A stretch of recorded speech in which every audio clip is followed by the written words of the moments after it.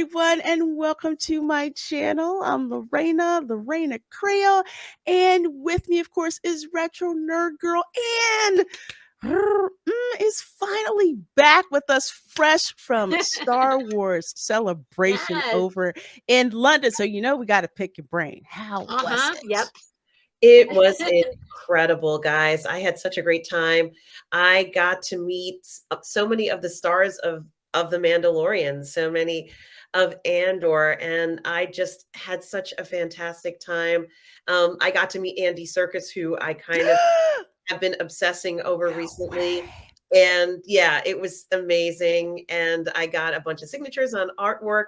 I did see Hayden Christensen as well as Oh Mm. gosh. yeah, as well as Ian McGregor in person, Oh um, wow. but also Carl Weathers, Ming-Na Wen, Giancarlo Esposito, and the list goes on and on and on of people who I saw because I was waiting in line to get signatures, and in that same area are the stars, for other people who were waiting as well. So I got to Mhm. see them for like quite some time, and it was just like so amazing, and also meeting up with other fans of Star Wars and just it was just so incredible to be able to do this year. I'm so glad I went, and I recommend Star Wars Celebration for anybody who is a fan of Star Wars. Oh, well, I'm so jealous, but so happy you Yes, got to me go too. Yeah. and experience that. It's something else meeting the actors behind, in the flesh as opposed to, on the screen and get to talk to them about their roles and engage with other fans, Yes. you know. Yeah, Yes. Carl Weathers is looking great these days. I was going to say Billy D was there. Billy D. Oh yeah. Oh, yeah, Mr. Colt 45. He was now, but he still looked really good, and I was like, wow, this is an unbelievable time. Just so glad I got a chance to do it. Oh, well, we're Awesome. glad you had fun. Glad you are back safe and fortuitous that you are back for us to break down the season 3 finale of The Mandalorian. So, first Yes. of all, I want to thank all of you guys who have been hanging out with us through this series. We've gotten some great feedback that you like how we basically scrubbed through the episode Oh yeah. itself. And yeah, for some of you, yes, they're just like, we don't have to watch the episode. We'll just watch your review. We like that much better. I'm like, oh, well, thank you. All right, folks. So, episode here we've got is the return. And let me skip forward a little bit here. A little bit here. Let's see. It's a darn shame when I can't remember exactly where it started at. Well, we're going to start here. Okay. So, of course, the return, which means the return of the Mandalorians to conquer Mandalore. So, ladies, let me know, what are your feelings now? The fact that I want to say the gang's back together, but in a way, the gang is back together. And they're going to reconquer or reclaim Mandalore, so to speak.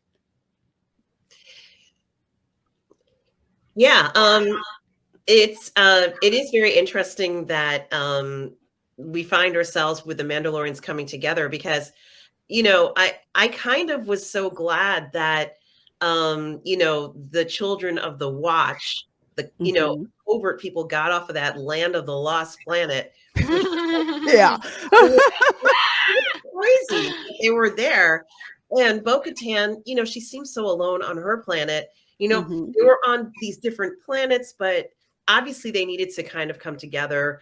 And, I think it was very interesting, especially since they almost made it sound like nobody wanted to go to Mandalore or that there was nobody there, only to kind of Mhm. find out in this episode and through the entire series that it's relatively unpoisoned.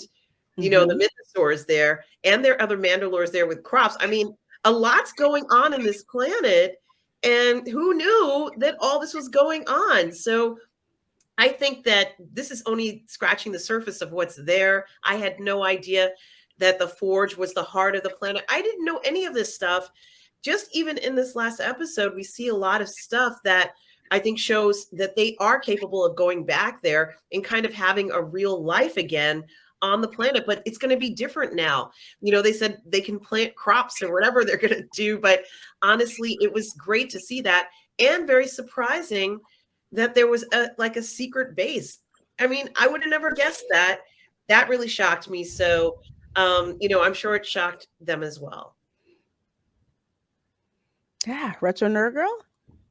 Yeah, a lot of the same sentiments. I'm actually really happy for them. Based on their history, all the fighting, they're really, seeming to put all of that behind them to give this a shot, and they deserve one. And some of, I mean, I guess we'll get to that story wise. I don't want to jump ahead, but one of the serious plot points that was separating them is Mhm. gone. So this is actually hitting a reboot button for a lot of things. It's hitting a reboot for for a lot of characters, um, and it feels good. Actually, it really feels good for the Mandalorians. They're going to get a second chance, and a lot of civilizations don't. We've seen many planets in this galaxy just get blown up, and so that this is their opportunity to make a difference. Their home world, take their home world back, not just in the battle, but in the actual, like, restore what they once had to its glory. And it was really nice to hear Axwell in this manly voice, "Boom, Mandalore!" I was like, yes! I only wished that Taz Vizsla was there too, to join in, and that would have been awesome. But yeah, I'm so happy for the Mandalorians, and they should be set up by now. Like, there shouldn't be much more challenges for them, Mhm. like a Moff Gideon type person trying to come in. More or less, it's about laying down the foundations for their planet, where things are going to Mhm. be, rebuilding. So it may not be so exciting for Star Wars to cover all of those details, but it is something that they'll probably be working on. I love that for sure. Yeah, that was pretty exciting when it's like, for Mandalore, it's kind of like, let's go. Like, yeah, Yeah. let's go. Let's go back, what's ours? And I'm just like, finally, I've been waiting for this to happen for the longest period of time, because for someone like me who I haven't read the EU novels, and one of the reasons I was interested in the Mandalorian was to find out about Mandalorian culture. So knowing how devastating, the Night of a Thousand Tears was, I'm like, I want to see Mandalore, see the reconquest of Mandalore. So I was very excited how this started off, and you're kind of like, okay, let's go see what's happening till your boy gets caught. Hmm.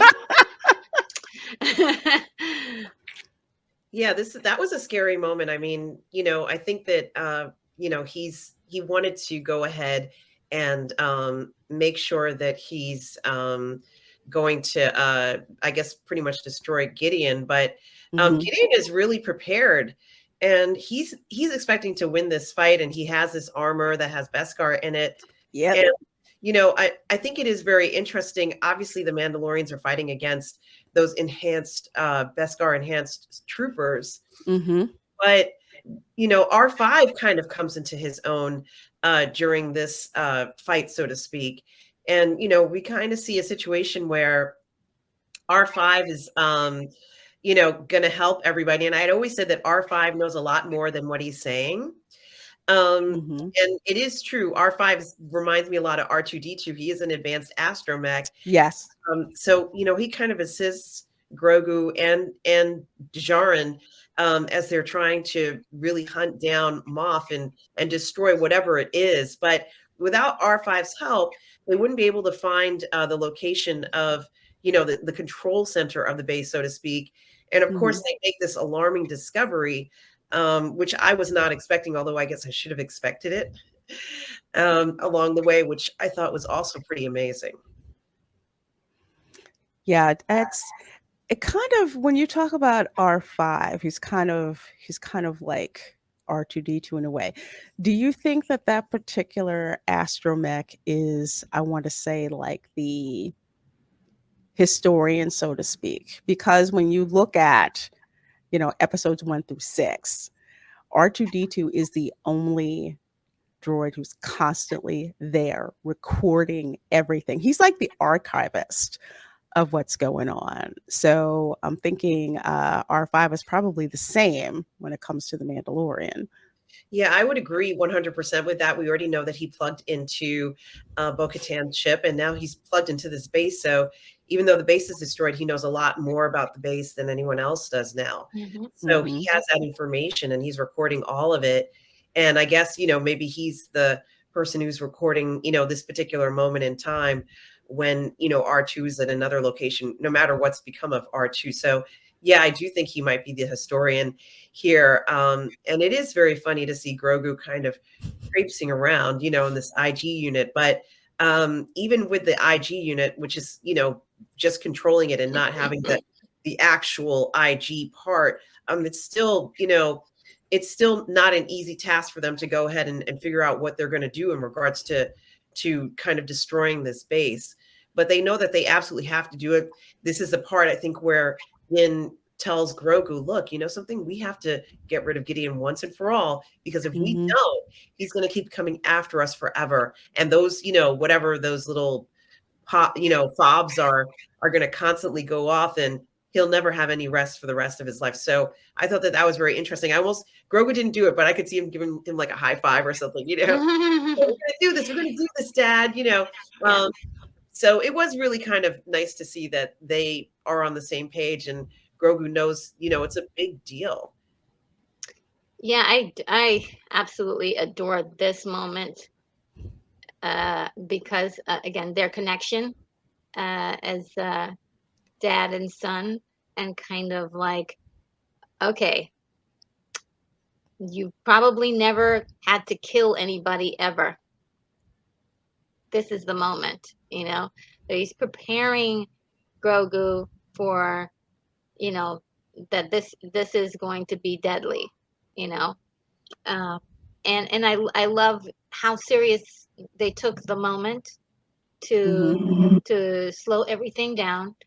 And I absolutely adored the little nod at that Grogu gives at the end, like he understands. He understands, and it's just so endearing that they put these little moments in here, because there are some nitpicks that you can say about the story, Hmm. but what they nail, like the stuff between Din and Grogu, um, and Din really feels like he's back, because just before then, he's when he's bound Hmm. and they're dragging him. And as soon as he breaks out, I was like, yes, he's back, and he's doing he was almost like doing a little John Wick movements there. I was like, okay, it's like a roll tuck, and then it was just great to see him in action. Hmm. And I think a lot of this is what a lot of people have been craving all season, this kind of connection where we're hearing Din speak in his own voice, in his own words, what is it he's thinking about doing. And of course, the reaction from Grogu is wonderful. Just yeah, one of my favorite moments in this story. Yeah, and I would have to agree with you.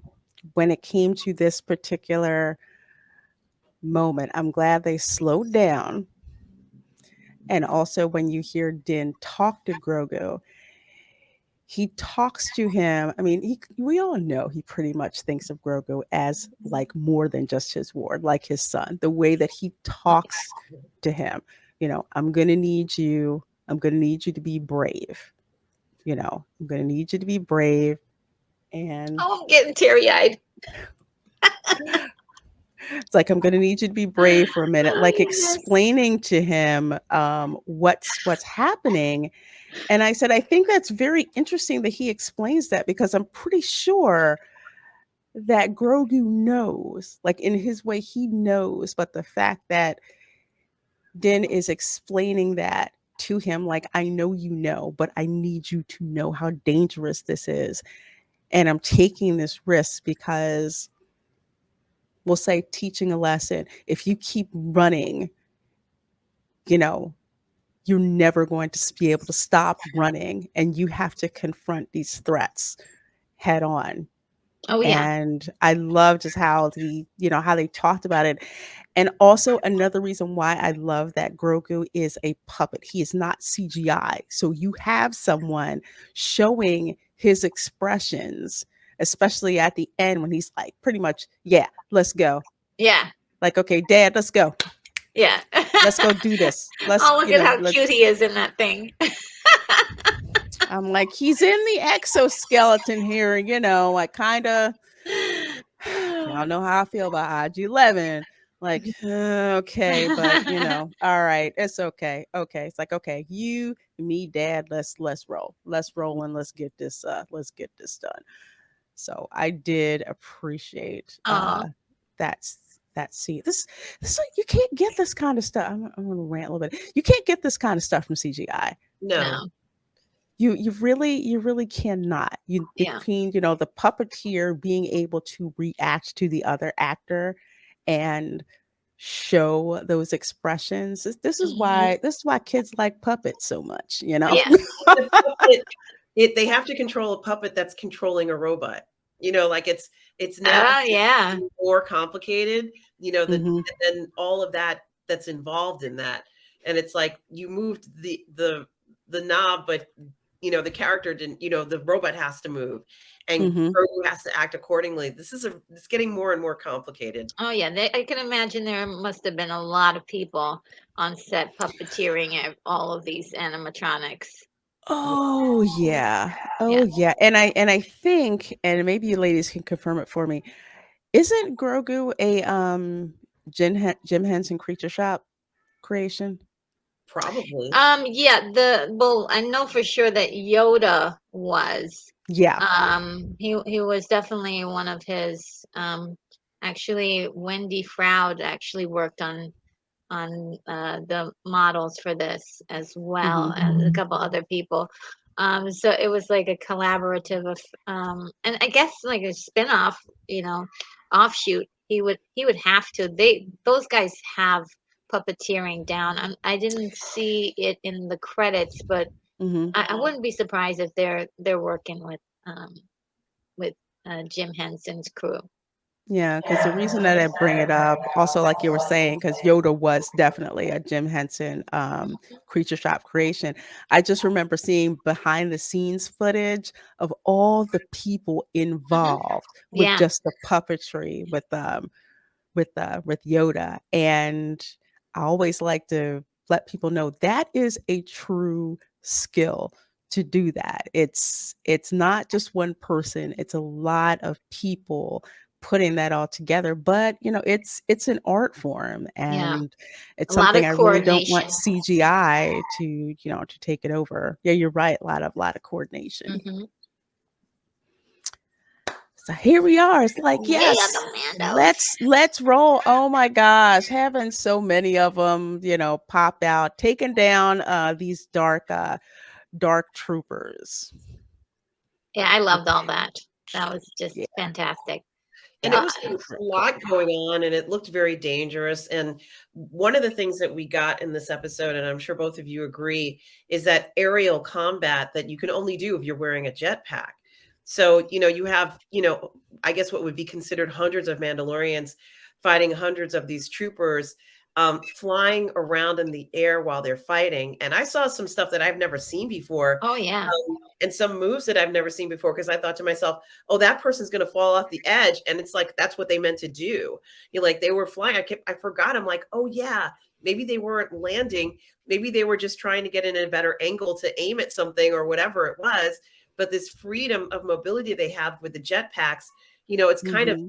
unimaginable. I mean, we have seen a lot of it throughout the series, but we haven't seen it in this detail before. And I was so impressed by what they could do. That, you know, they were fighting against a lot of stuff when Moff Gideon decides he's going to go after Grogu and Jaren. You know, at that point, I was just so impressed with what the Mandalorians were capable of doing. I mean, we knew that they were great fighters. It's just that we have Mm-hmm.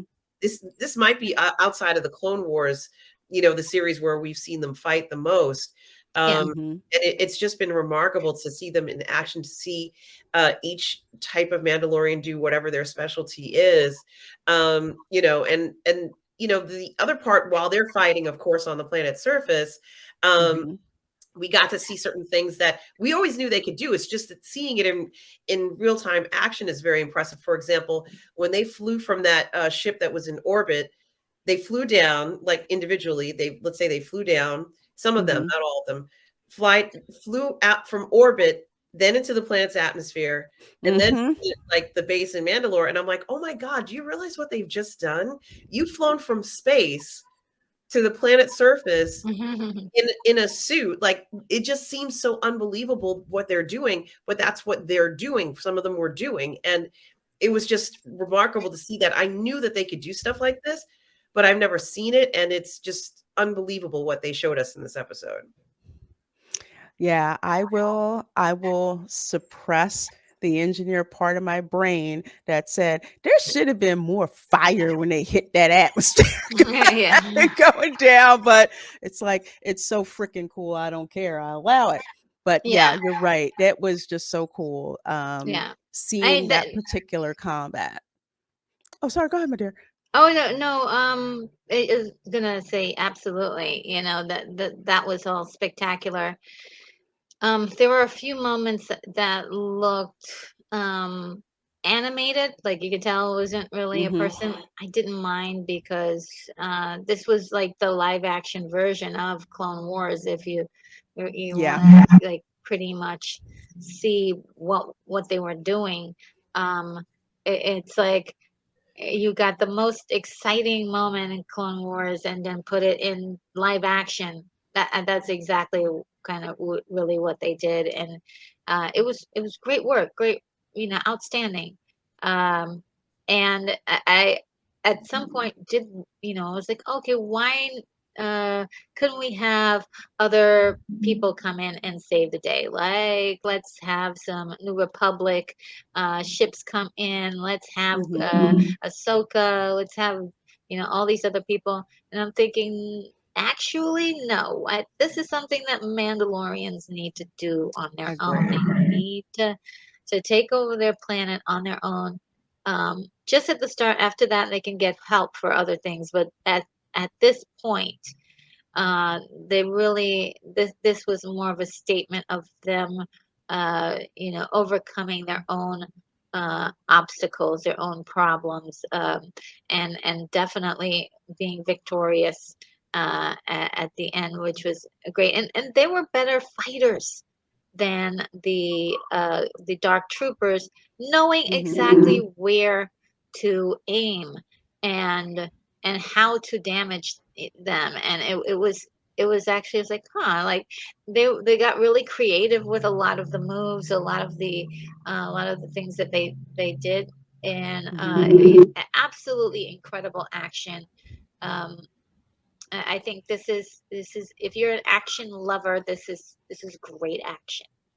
um, if you're an action stickler, you may have problems. If you're like a person who like looks at action and you're like, well, then this is great for like just getting the point across, and it Mm-hmm. was gotten. It was gotten. Yeah, it just enjoy the action. Just Yeah, just that's how. enjoy the action because that's that's one of the reasons, why a lot of people had gotten into the series is because of the actions. And I'm telling you, every single time I hear the TIE fighter sound, I'm telling Oh you, yeah. I love it. That sound is so authentic. And of course, let's see, we had the return of my crazy ex-boyfriend. I like to call Bob Ooh. Kitty. But he Because looks I badass in that armor. He looks really Oh good. yes, he does. oh Looks heck fantastic. yeah. Yeah. Strutting around. He's such a Vader fanboy, but I don't care. I don't care. I don't care. He's been my favorite character in The Mandalorian. I Oh yeah. have missed him terribly.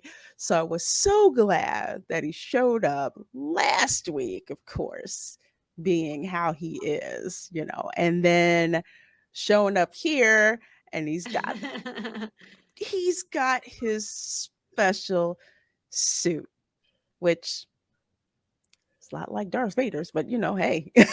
Yeah, it was a very souped up soup, if you will, where that gave him extra strength, you know, Yes. and made him really hard to beat.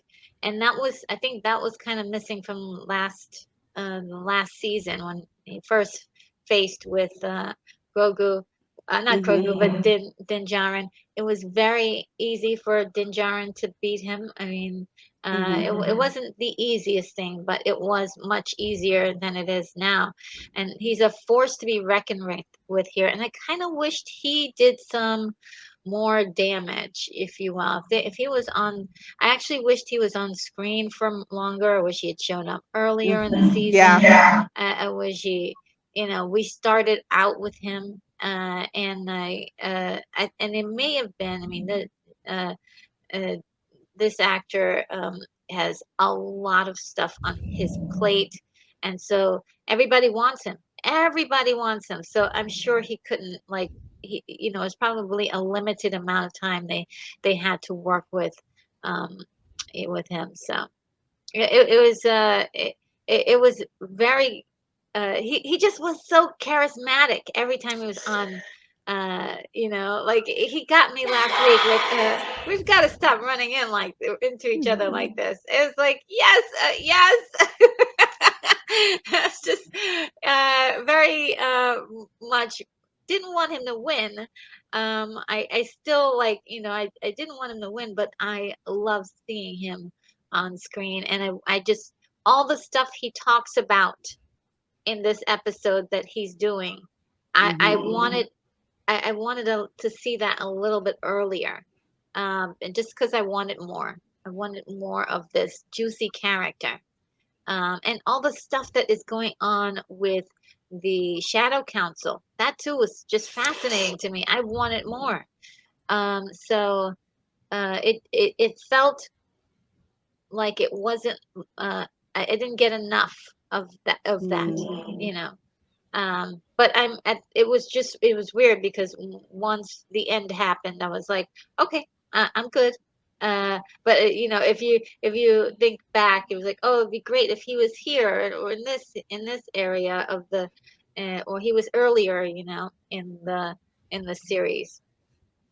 So those are my feelings on Moff Gideon. Well, what a great character!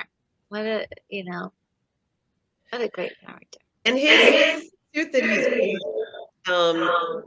is very interesting because it has a much stronger mechanical part to it. And in some of the scenes where he's fighting people, it's pretty clear. You can hear when he and Din actually collide. It sounds like Oh yeah, tanks colliding. yeah, Hmm. Because of the strength of each of their suits. And that was something that I really liked to hear. But also there was some mechanical, it sounded like machinery working even yes, in his suit. And that was something else that I was not expecting. I mean, it looks badass, but it's even badder than what you could expect. And of course, we see some scenes where he's able to crush things with his hands, something that's not Hmm. easy to do, but he seems to do it effortlessly. So this suit is a huge enhancement, probably over what anyone is wearing. But he's not really accustomed to being in a suit like this. I think this might be the first time he's ever worn armor of this, magnitude, and maybe Mhm. he hasn't even been fighting anybody in it. He Yeah. has it, and he thinks that if he puts it on, no one can defeat him. But he could have been more skilled in the use of it, which was unfortunate we didn't get that. But it Mhm. certainly did make him feel and kind of behave and a much more formidable foe.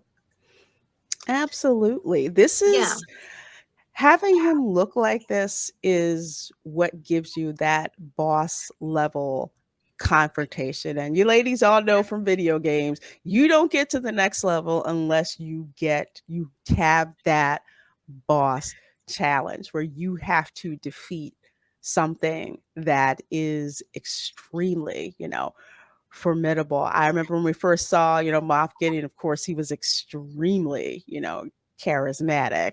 Oh, yeah. And then when you see him here, it's kind of like, I have this brand new shiny toy and I am Yes, yes. indestructible. Don't I look great in all of this?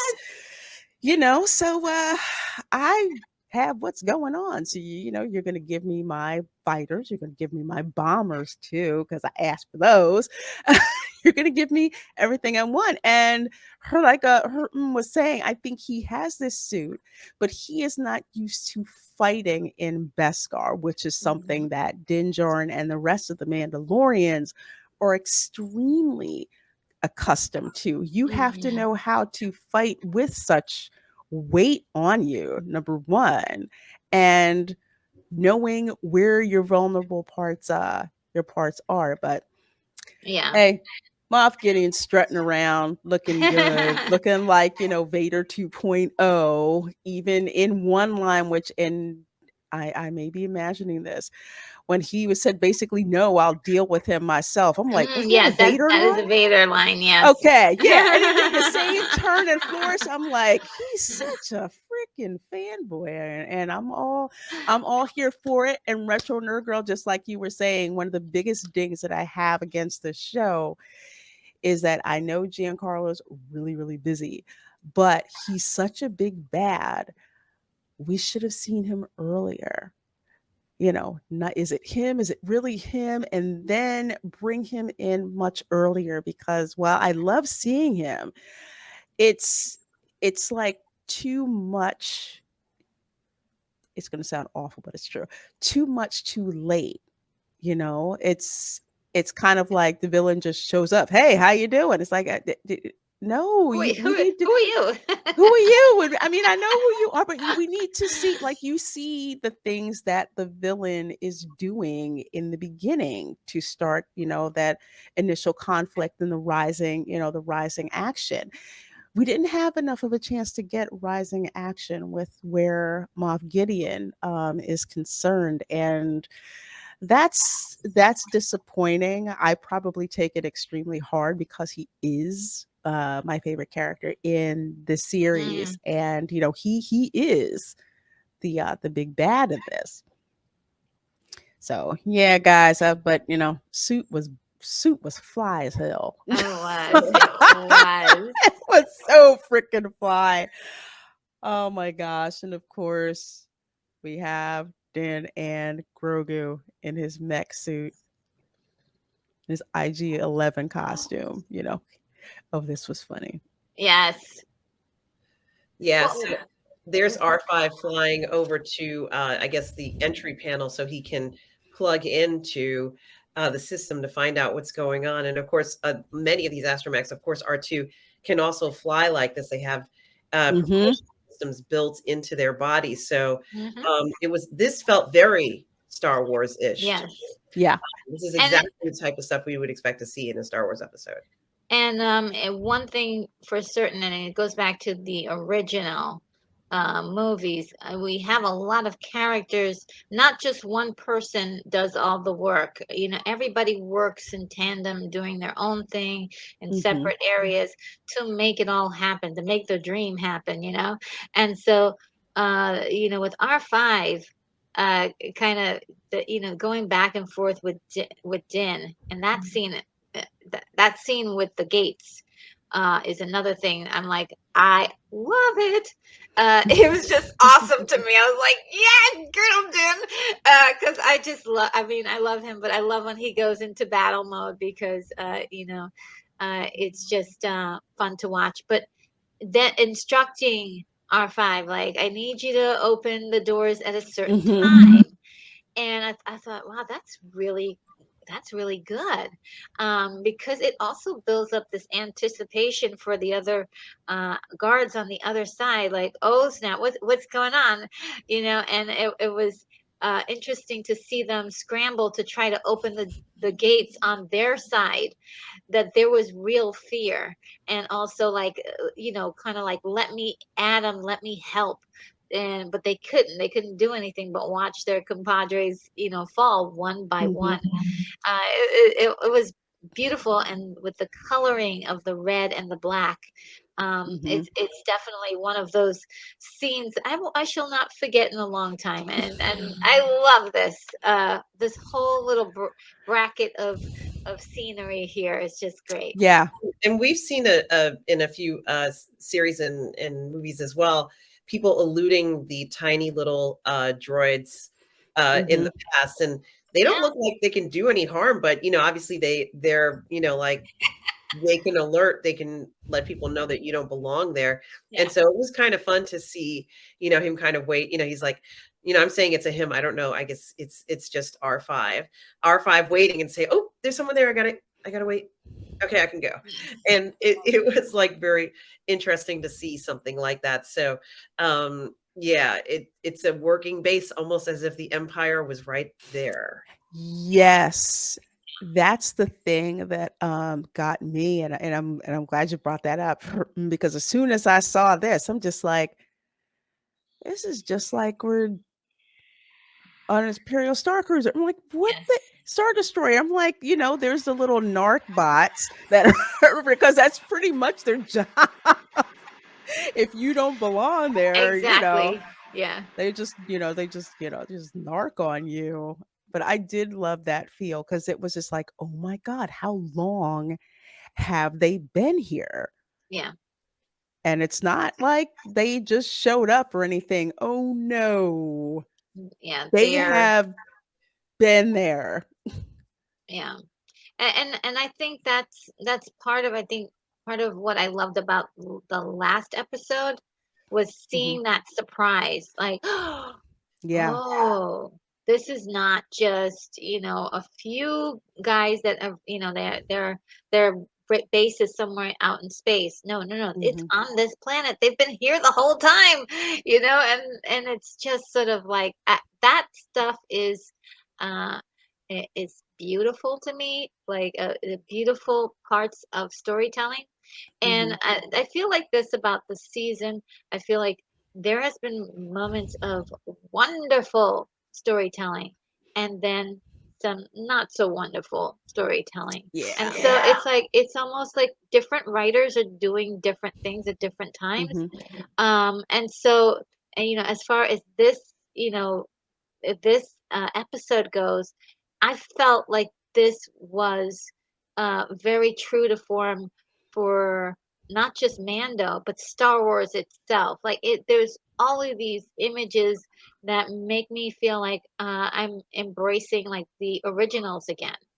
Mhm. Especially the stuff with R5. It's old school Star Wars. It's old school Star Wars. You can't go wrong with a cute little droid bot, hooking up to an Imperial base. Yeah, I was in a way, I thought he was gonna accidentally hook into a power socket. You remember how R2 would always have that happen to him? Oh yeah, and go wow. Yeah, makes you apprehensive, like, "Please say that's a data port and that's not a power socket." They look the same. Yeah, it's just like, my bad. And then at this scene that you're showing right here, Lorena, this is the point where they realize that, or at least Din prepares Grogu and tells him, "Look, I don't have any weapons. I don't have anything. So this is going to be like maybe a little fast and dirty." I have to prepare you for this. So, Yes. make sure you stay alert in case something happens and I might need your help. But Mhm. this is going to be fast and dirty because there are no weapons. I don't have anything like that to fight with. So it was just going to be sort of like hand to fist combat. And it is one of the most exciting fighting sequences with the shields going up and down, and of course they, there's a lot of scenes where he tries to grab, I think the Oh, shooting. yes. You can't because the guy's flying off the edge Oh there. my God. That But was so exciting. it was really exciting. And, we also see, these are the troopers that are also Beskar in hand. So, they're a little bit harder to fight. So he has to take on two at a time. These are probably the same guys who imprisoned him a few minutes ago. Yes. And, but he does have the kind of like this time on his side because he has command of the shields because of R5. So Yes. R5 certainly proves his value here, especially when we get that suspenseful point where he Yes. lower the shield. Like again, another kind of moment, Star Warsy moment where you're like it's we're depending on something to come through in the last minute or just by chance, and it happens, and boom, we're into one of the most exciting moments. And Din is super savage. I mean, I got so charged up when he managed to get himself a shield and one of those things, and he's like, "Whew." I was like, yes. I just felt so energized during that, and I've been waiting for that for a long time, and yeah, it was finally here. I was like, I do love it when Din is physical. I do like the way he fights, and I like the way he kind of takes control of a situation physically. Let's Um, physical, physical. Absolutely. Um, and like it's sexy, and it's also I don't know, it's heroic, and it's what I've been wanting for him for the season, and Mhm. we've been able to get a couple of moments, but this was it, for me. And then we can see in this scene, he's also finding out where the command center is. Now that they realize Mhm. they have this base on Mandalore, they've got to get to this command center and kind of shut it down. Right. So Gideon can't go ahead with his evil. Yes. Oh man. Yeah, Yeah. it's great. I mean, I can't tell you how much I really liked this episode, and yeah, this moment was very tense because I'm looking at Grogu and this thing, and I'm like, we have no weapons. You don't have weapons. This is not looking good. I know Din is fantastic, but Mhm. we know that there are red troopers or Praetorian guards out there. We know that if there was a lot of these guards, I don't think this would be good for Dan. So it is a tense moment. And ultimately, he has Grogu hide in the corner, which was really interesting. I was like, oh, so he's Yeah. just going to hide in the corner? All right. Well, it's the safest thing for him, to be very honest. That Um, is true. It's like that's the safest place for him to be.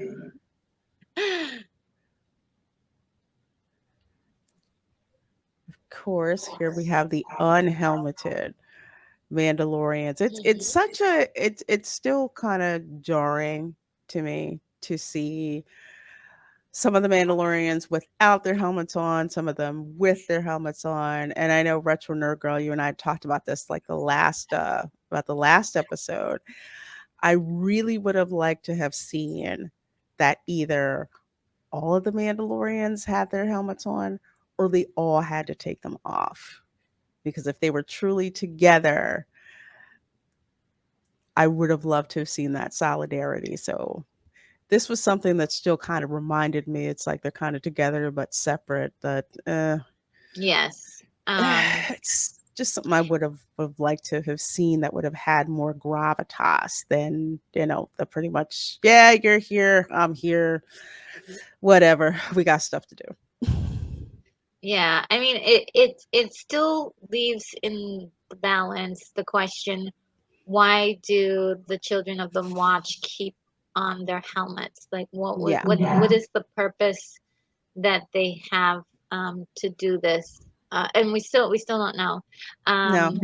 And that is kind of interesting. This is something they can explore and expand upon later on, but I was hoping that they were going to do that in this season, since it was about the Mandalorians in this particular season. And it is kind of weird seeing them with the helmet on all the time, because we don't get to see expressions, um, and things like that. Yeah. And so it's harder to translate how they're really feeling about stuff.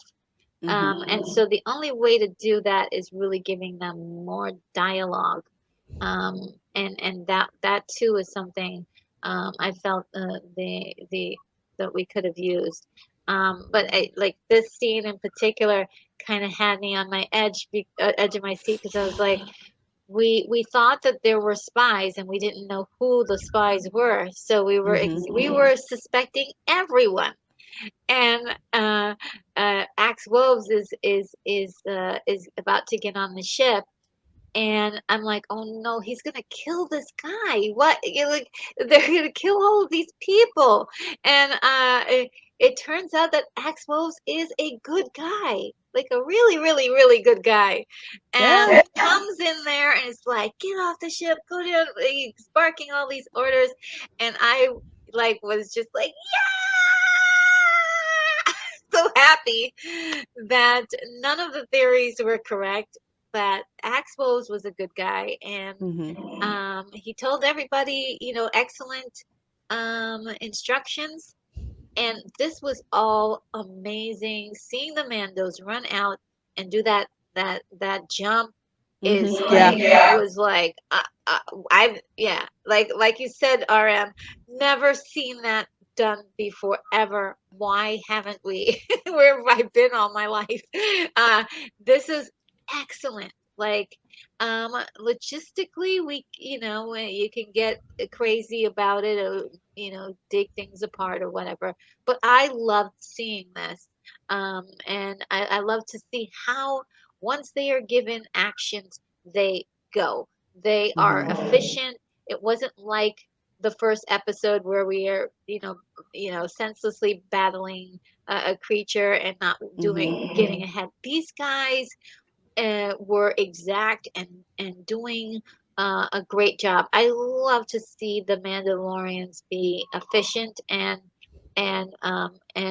doing a great job at being battle ready. Yeah, It was it was wonderful. a more direct attack at this point, because you can see the other ships, the smaller ones, going in towards the atmosphere. But I had no idea what Axwell's was going to do. He shocked me. Um, Yes.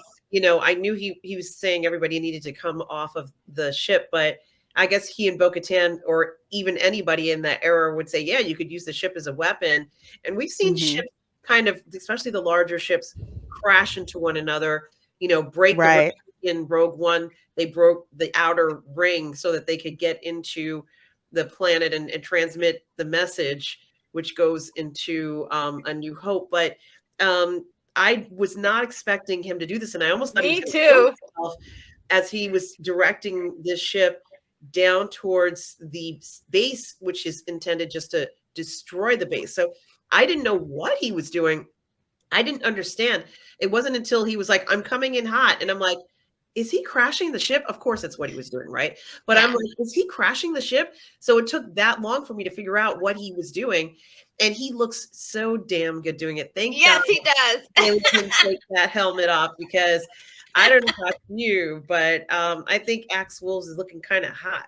Oh yes, he Oh is. yeah, he was definitely looking good. Oh yeah.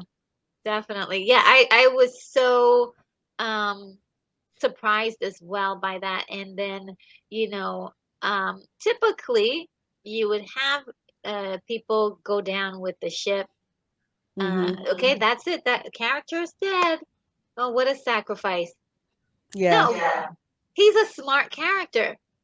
They wrote him they wrote him with to be smart and use his use his rocket to get the heck out of there. Mm-hmm. I was like, we need more of this. We need more of this kind of writing.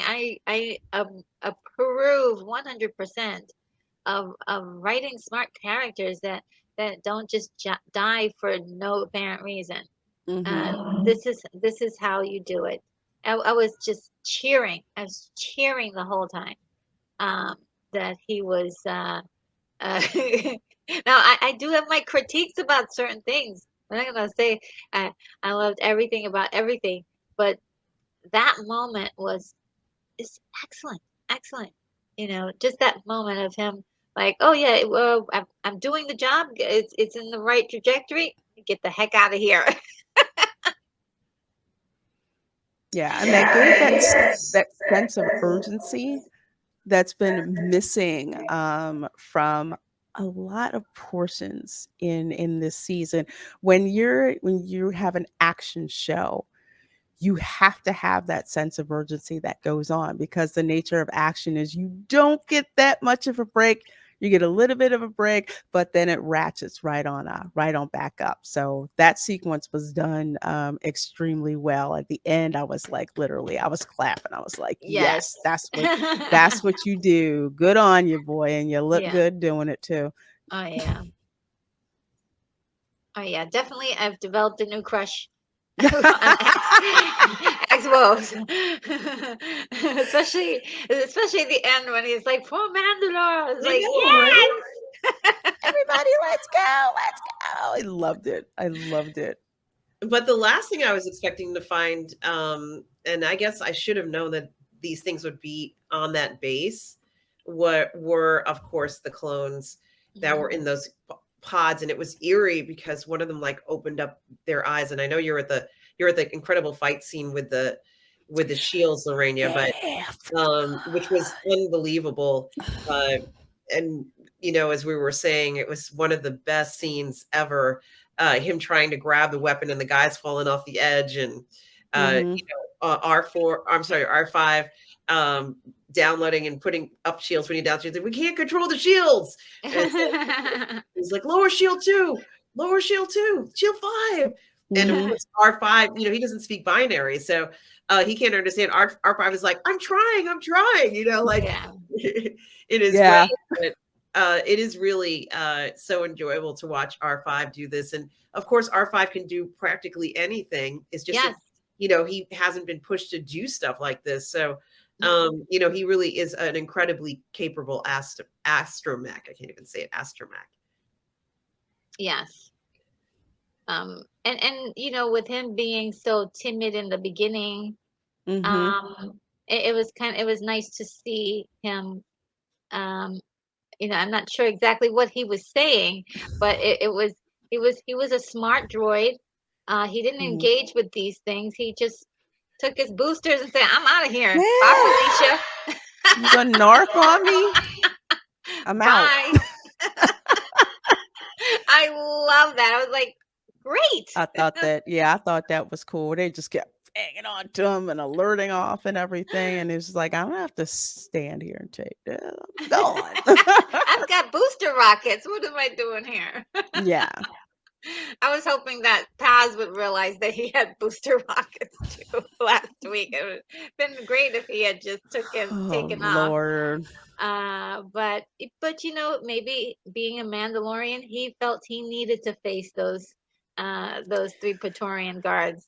Yeah, You know, he had to give the rest of the clan time. yeah, And that's kind of like that that is definitely a trope, the one that stays behind to make sure everyone else gets away, the one that makes the ultimate sacrifice. yeah, yeah. It's tis true. Yeah. Still mad he went out though. I just No, me too. Come I'm on. still gonna That's be past pissed about that. Oh, Vizsla. And but this yes. Yeah. changing scene is just terrifying to me. They walk in and it looks like fully formed clones, and Grogu sees one of them open their eyes, and it's like, oh my god! I thought they were going to Mhm. come out of the chamber and attack. I didn't know what they were going to do. Yeah, and since these guys are force sensitive, I think that's why they, Mhm. Grogu may have, by being so close, have True. awakened him prematurely.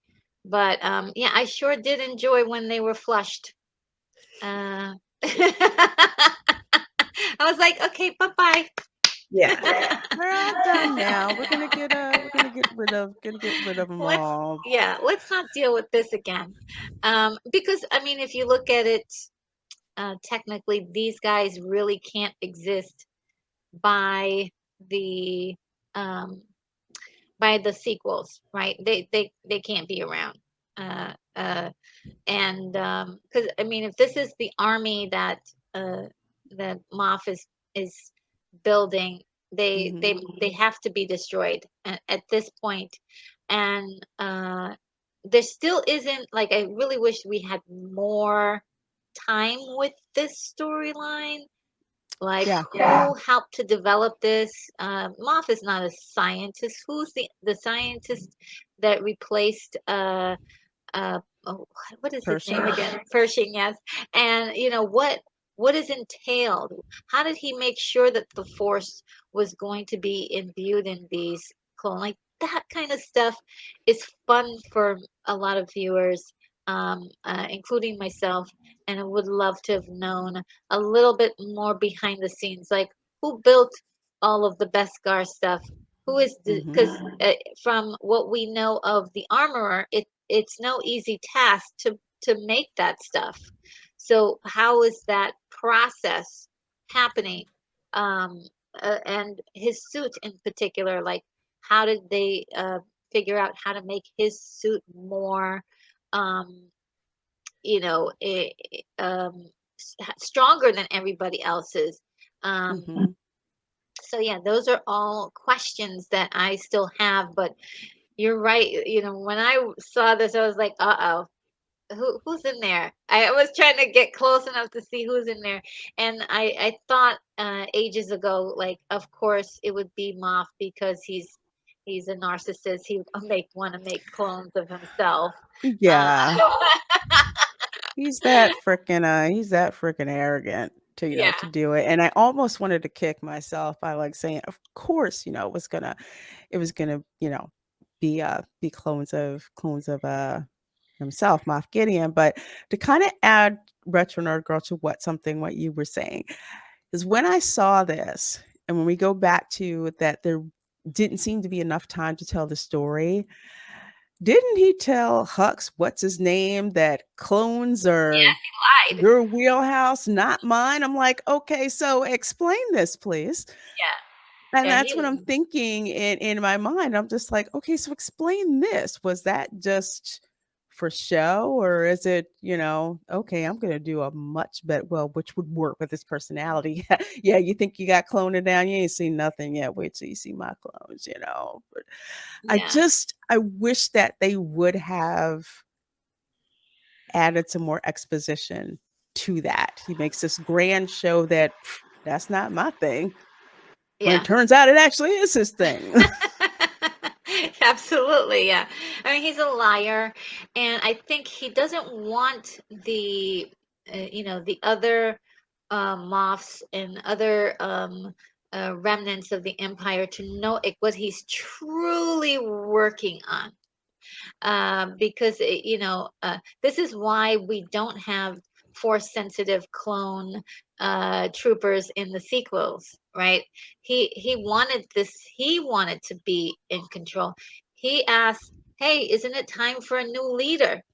He wants to be the one in control. Now, there was a theory out there which I thought was really interesting, that Mhm. these guys were gonna uh, go to the different um, uh, places and take over where these other um, uh, remnant bosses were, and it seems like it could be a very similar number to how many bosses that were in the room. I think it was like there's eight.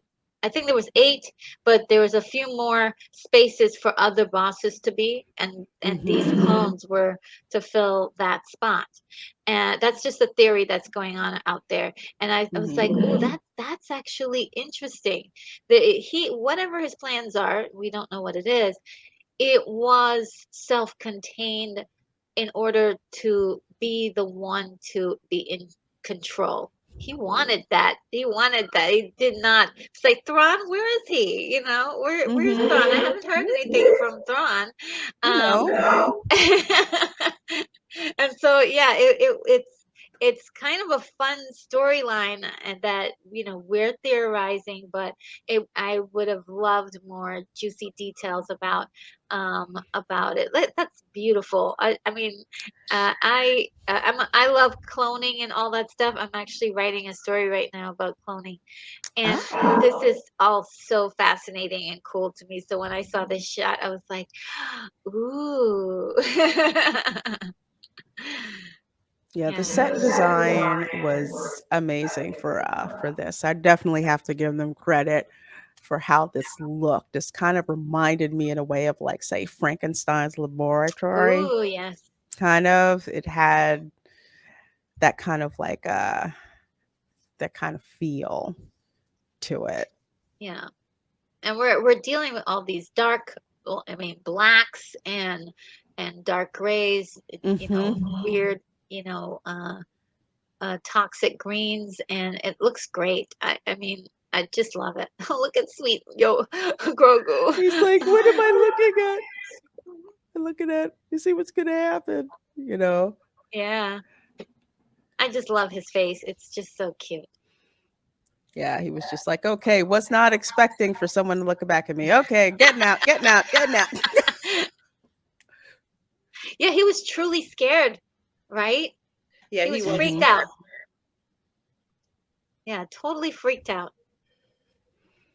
Ah, so you have anything else to add about this scene, which Cute. for some reason, and it's probably on purpose, it does remind me in a way of,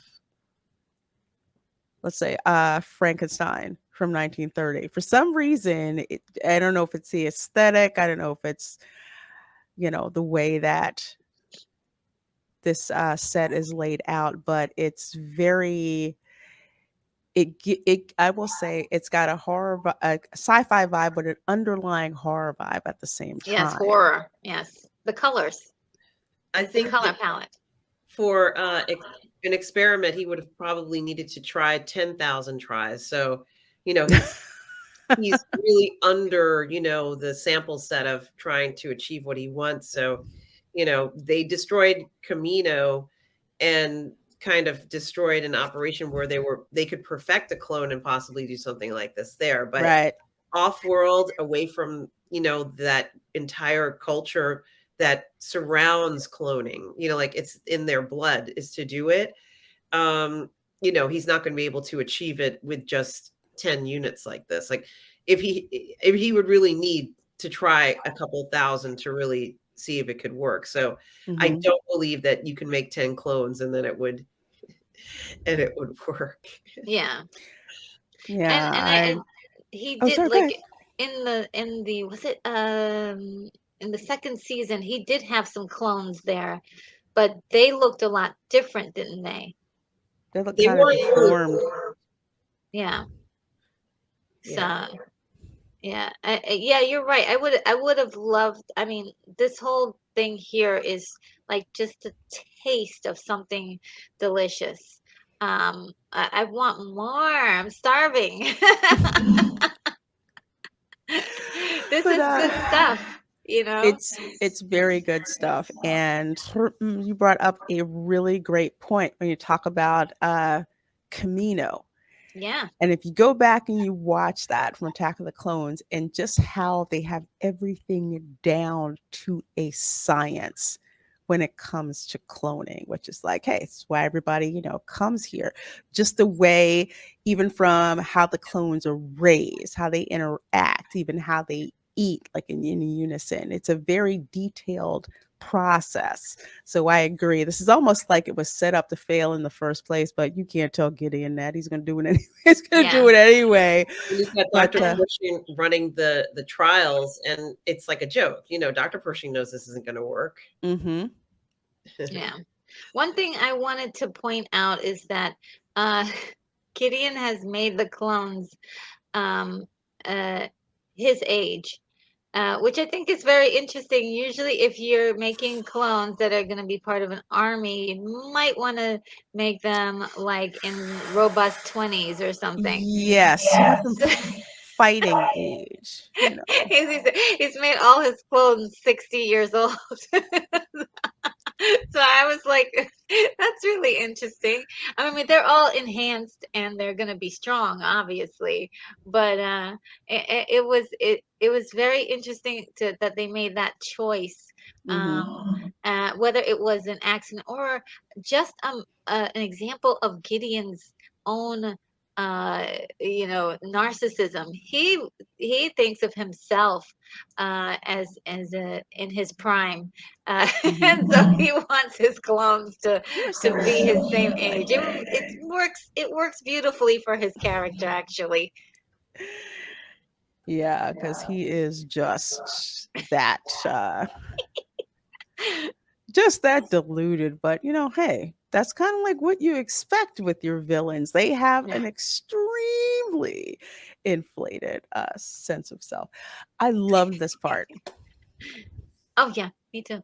I mean, another part that again it was a taste of something, but also can you imagine once they get this world off the ground, they can peel away some of the rock there and expose more, and really get some green life back into the planet. That's going to be beautiful, you know. So this is very promising for Mandalore. Absolutely.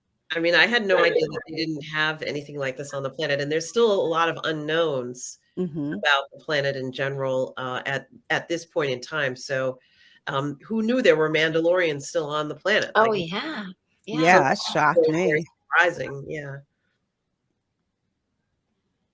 It's like I didn't know like there's all of this just greenery, and turns out that it wasn't um where'd you put it?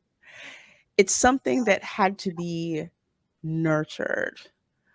So they were saying it's like now there's some of us have actually become farmers because of this. Yeah, And it's like like a new era for the Mandalorians, like something that is very obvious Bo Katan never figured could happen. it's gorgeous. And these guys, I mean, everybody was suspecting that these guys were traitors too. They had to know about that Imperial base, and they had to know they were actually good guys and did not know Mhm. about it. And they've been working hard at trying to get some green uh, uh, plant life back on the planet. It's such a good turn of events for Mandalore and the Mandalorians. I couldn't Mhm. be more happier that they are on trajectory to rebuilding this world even better than what Bo-Katan even remembered it to be. You know, so they just have to keep up the good work. Mhm. Mandalorians, keep up the good work. And don't fight each other. Yeah. Let's not do that. No fight over dominoes. Yeah. And who has the helmet on or who doesn't have a helmet on and who doesn't have, yeah, just be more tolerant and work together. Yeah, I have to say I did love the color palette in this. It seems like such a little thing, but colors evoke emotion. So I really think that they nailed it with this particular scene. Yeah. All right, and we got more jetpack action. I love this. Reinforcements have arrived. They're dropping out, they're coming down. This is my favorite, okay? I have Oh to yeah. say, somebody was watching the 82nd Airborne, okay? Like the Army 82nd Airborne, the paratroopers, how they jump out. This just did. It totally gave me chills, and that's what I was thinking of when I saw this. Yeah, it does look like that, and it's as badass because they're wearing these jetpacks on their backs, and they can almost like hover in midair. It's really impressive how Yeah. maneuverable they are as they're going towards the surface. Even the Yeah. armorer, I think, in this shot has a jetpack on her back, and we get to see her Mhm. doing fighting scenes. Um, Yep. she doesn't use her weapon is her tools that she uses in the forge again. Mhm. She seems to be able to use it in so many creative ways. She's got a heck of a swing on her. You That's know for that's sure. right. Duck. Not wanna mess with her. Yeah. I mean, I love this moment because it was very power charged. It was like these two people who were probably considered enemies at least at the beginning Mhm. of the season are now working together. Um, Mhm. and I just do adore seeing all the Mandalorians charge in the way they did. There and I felt like I was part of their fight. I felt like Mhm. I felt like I they were fighting alongside me. I was in there too with them. So and that's beautiful if once that a story can transport you into it for moments. And that doesn't always happen. And so Mhm. yeah, I really did like that charge. It was definitely it had a very anime feel to it as well. A few moments I was True. like, yeah, let's do this. Kinda had a little bit of Attack on Titan going on. Yeah, yeah, definitely love that too. I was like, I'll take it. Yeah, I don't mind. I didn't mind the moments where you could see definitely it was an animated person, but it just worked, especially to tie in with the emotional aspect of knowing this was probably their final chance. Mhm. Like they weren't going to get another chance like this to fight against fight for their world, you know. And after being told it was uninhabitable and Mhm. that they were being lied to, and so yeah, this was uh, well overdue. I enjoyed it so much.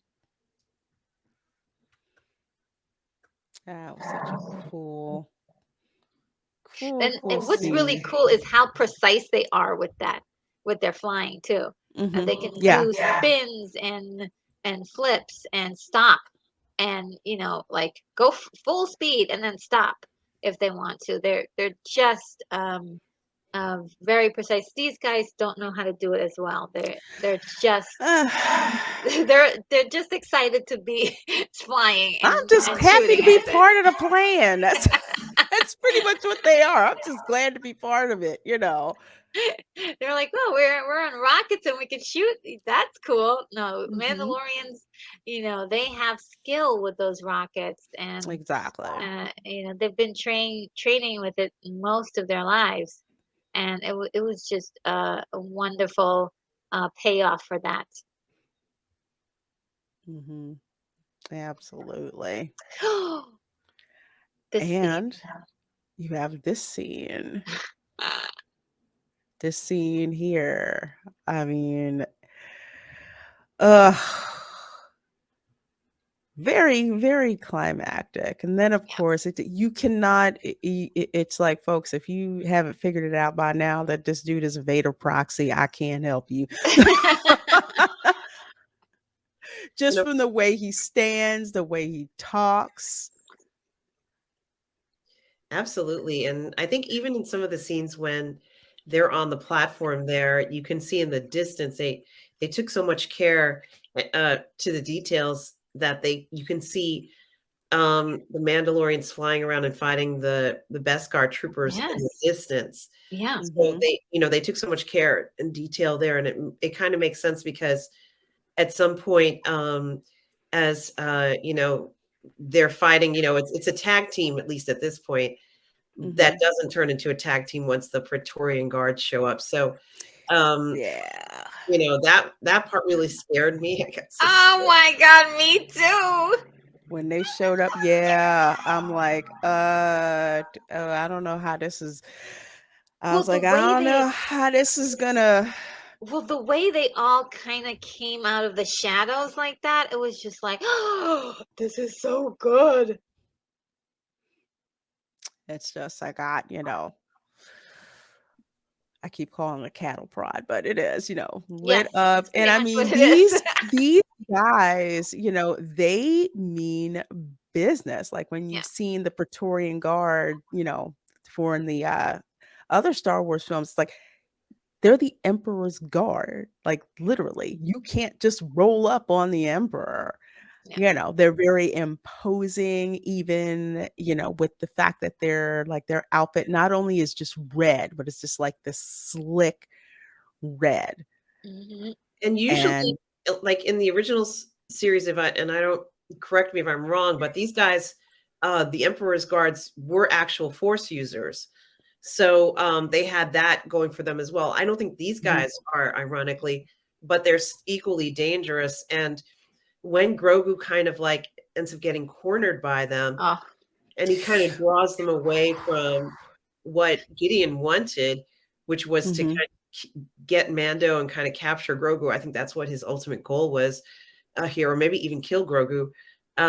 It is quite jarring to see Grogu being kind of running away from them, but he's yes. trapped in a room. Like, where did this room come from? Like, how This did oh that's the room where they communicate with the where Moff communicates with the Shadow Council.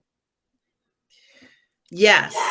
And ah, but it was kind of ironic that he gets trapped in there and there's no way for him to get out. So he has to Oh, jump out of IG-11 yeah, it just said, and he's ah, running for his life essentially. I mean, it's very yeah. dangerous for him. This is gonna get him killed if Well, he's here's the thing though. Okay, so at some point, if you have the words, the what they call it again, the if you have the words up, or what is it called? CC. subtitles. Yes, thank you. oh, Sorry, my I brain. was The lost for a minute. subtitles. No, like what is she talking about? Subtitles. One, if you see the subtitles, it says that he's laughing in one of them. Like when he's running, it says that he's laughing. Oh, Yeah, it's really interesting. that's weird. Yeah, except for when they do that final cut and he falls, I was like, Mhm, oh no, is he hurt? I thought he broke something. Um, I was super scared. I was screaming when they cornered him into that room and the doors closed after him. I was like, oh my God, they're not gonna actually kill Grogu. I was so afraid. I was so afraid. And I love the fact that there was a chance, right? They did something a little risky mhm. there. And got my blood pressure all the way up. I was like, oh no. Yeah, they were very aggressive towards him, and if he didn't have those force jumps, he would have been killed at that Oh, point. yeah. At the Oh, moment where he's essentially, pinned down, I guess just a few moments before that, when Jaren is fighting against Moff, of course, Bo-Katan shows up to kind of save the day, but it's never sort of like a full save in a sense. It's like an assist. A lot of the scenes, yes. Mhm. you Yes. Yeah, know, she's not able to completely kill Moff then, but she does tell him, "Look, go get your child or go get your kid." yeah. Go get your kid. Yeah. And he does. He's like, yeah, I'm out of here. I'm sorry. I got to go get him. Yes, I loved it. Oh my gosh, And this is in some of those scenes, it may not be the scene there, but when he's fighting, yeah, it might be afterwards when he fights Moff, and you can hear the machinery in his suit. Yes, Mhm. yes, we can And hear it. when they actually collide, when Moff and Din collide a few times, it sounds like two tanks. It's like Yeah, ding. I'm like, wow, that didn't sound like two normal humans, yeah, flesh and blood colliding. It sounded like two machines yeah, colliding. It was really bizarre. And poor you Grogu know, down, this poor little creature. and in a yes, way, it would make sense if you're having Beskar hit up against Beskar. You're going to kind of get, because of the force between actual force, not the forces, in Star Wars, it wouldn't be out of the ordinary to hear something like that yeah. with those two. It's like you have the same equal but opposing, the same Hmm. types of material. You're going to kind of get that reverberation going on there, you know, Yeah, which they is really, pretty cool. yeah, it sounds like they really jacked up the sound foley for that, and Yeah, they did. everything to do with Moff. It was just like, they really wanted you to sense his how imposing he was, and how much better. Hmm. Like even his reflexes were just like way better. Everything to do with fighting it was improved. It Hmm. was. And then this scene where we see Grogu pinned, I kind of like this scene a lot because once again, and throughout a good portion of the season, Grogu can help, but he's not sort of like he can't always save the Yes, day. And I like when Din comes in and he kind of starts to fight these guards. Grogu can like push one away, or he yes, can Hmm. hold very on to the nice. sword, or he can say, "Oh, look, this person's trying to get that camel prod or cattle prod. I'm going to push the cattle prod away so they can't get." Yes, Yeah. And I'm yes, like, good. It's like use that force push. Use yeah, stuff that when you can use it. And for him not to have to worry about sort of like being the person who's going to save everything. I yeah, Hmm. thought that was really important because it was more of a team effort yeah, than anything else. And those little things made a difference in those yeah. moments. I Which I like that so much, and I'm looking forward to seeing that kind of stuff in season 4. Like more battles with Grogu involved, but he's doing those little things.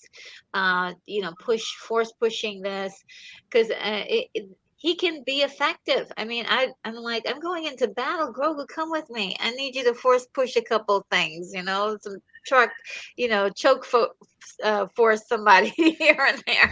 yeah. And then at the same time, we see Bo-Katan, and it was a few shots before that where she's fighting Moff, Hmm. and she's not stronger than him. And even without the armor, she's still not stronger than him. Like he's Yeah, going to be stronger than her, yeah. and Yeah. she's fighting her ass off. Like she is pounding him and She's yelling. doing everything she can. It's And just he's like like, it's not gonna work. yep. And he's Yeah, like, just give up and, whatever. And we all knew that was that whole line with giving up. She wasn't going to give up for No. no, anything. But yeah, I thought it was good that they show that he is stronger than her. yeah, And, it's like chances are she can't really defeat him, especially with that enhanced armor. But even without the enhanced armor, he's still going to be stronger than her because he's a man. So, it's like they kept true to that rather than it kind of like looking like it's an equal fight. It's not. She's Hmm. fighting against somebody who is stronger. Even without that armor, he's going to be stronger than her. But Right. mhm, you showed that scene where the flaming ship started coming. That's when I realized what was going to happen. I said, wait a minute, the ship's on fire. Oh yeah. yeah. Yes, it's going to crash into. It took this long. What is this like? We're halfway through the episode for me to figure it out. Oh yeah, no, no, I'm right there with you. I was like, oh, and he's like, I'm coming in hot. I'm like, Yeah, yes, you are. they had to, they had to remind us, Yeah. like Yeah. when when you're seeing, the action going on, like for example, like some kind of Western, you have to cut back and show, yes, the cavalry is indeed on its way, Yeah. but back to the fighting for right now. Yeah. And that's start like that's classic Star Wars. Like this kind of cutting back, this is happening at the same time, this is happening together. Hmm. It affects the whole thing. And so I think all of these forces come together to create a victory, so I love that. I love that. Not one It's not just one superhero. It's not just like the original movie. It wasn't just Luke hitting that target. It was Han Solo sweeping in and releasing Vader from the pressure. And now he was had the target in place.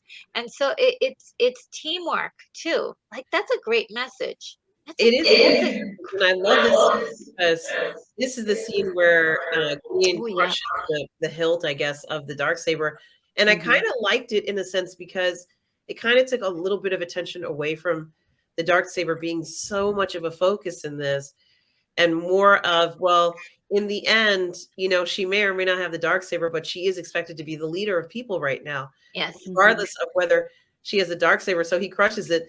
And I thought to myself, you know what? It doesn't even really matter. Yeah. Just as long as they can kind of still survive, maybe they'll create a new weapon, Yeah. something else that's as cool as it, or maybe they'll fix the hilt, who knows? But I started to realize, I'm like, this isn't as important. It was something that was so important to Gideon to have, and Hmm. now crushing it didn't mean anything to him at all. He just wants to destroy these people and go on doing his crazy experiments. But I felt like they did this on purpose for us to see how, this weapon can come and go. But the most important thing is just kind of believing in the creed and being these people, Mandalorian Hmm. people Exactly. together. Well said. I mean, that is exactly how I feel about the dark saber. Good riddance. From that dark saber, it has caused more trouble and Hmm. pain and suffering, separation for the Mandalorians since they've had it. It's just been cursed by itself, and with it gone. To be honest, like up until this part, the dark sable didn't, get them this far. It was through their adventures, making the correct Hmm. choices along the way, and everybody deciding to get together to actually take back their home world. That's what uh that's what the real hero is in this story, not the dumb weapon. That weapon, it may have been a symbol of Hmm. something, but it has long out outperformed its usefulness. It is no longer Hmm. needed. What's needed is for the Mandalorians to stick together and work together towards building their their world back, and maybe even better this time. Hmm. Also, something else to add, it was surprising, but in a way, it kind of made sense when Moff Gideon destroyed the dark saber because he's been without it. So he's at a place where he doesn't need it, but still the fact to destroy it in front of her face, because I was just like, doesn't he need the, oh wait, no, he really doesn't need the Yeah, dark saber, anymore. She needs it yeah. in her He's trying to, mind in a yeah, way yeah, more yeah. than he does. So Psychological. I love exactly. that. Yeah, I love that. He's only doing it because he knows he's hurting her. And Hmm. that's it. It's just another mind game to win the battle. It's not Right. he doesn't need it, you know. Uh I love that kind of writing. I love that kind of writing. That's good. That's good stuff. That is good stuff. Absolutely. I love Absolutely. when characters are mysterious and interesting, but you can see signs of their personality and Mhm. understand why they're doing what they're doing. And I think Moff is very much like that. We know him. We know Moff, Mhm. and why he's doing what he's doing. It's beautiful. Mhm. Yeah, it's kind of like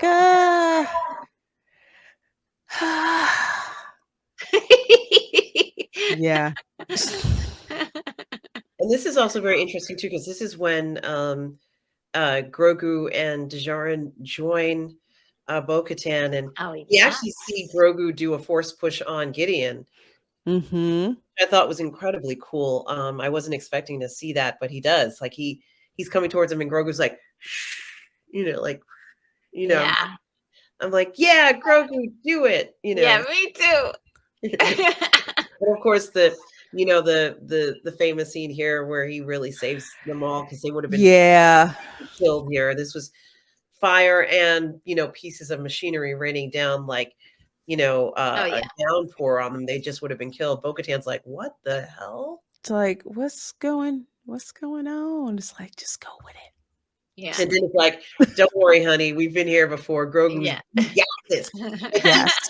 Lean into the Deus Ex Machina going on. He just Just sat down. He didn't pass out. He was like, that was a little heavy, but I'm okay. Yes, I love that too, that he did not faint. He's a little stronger. He's a little stronger now. mhm. And it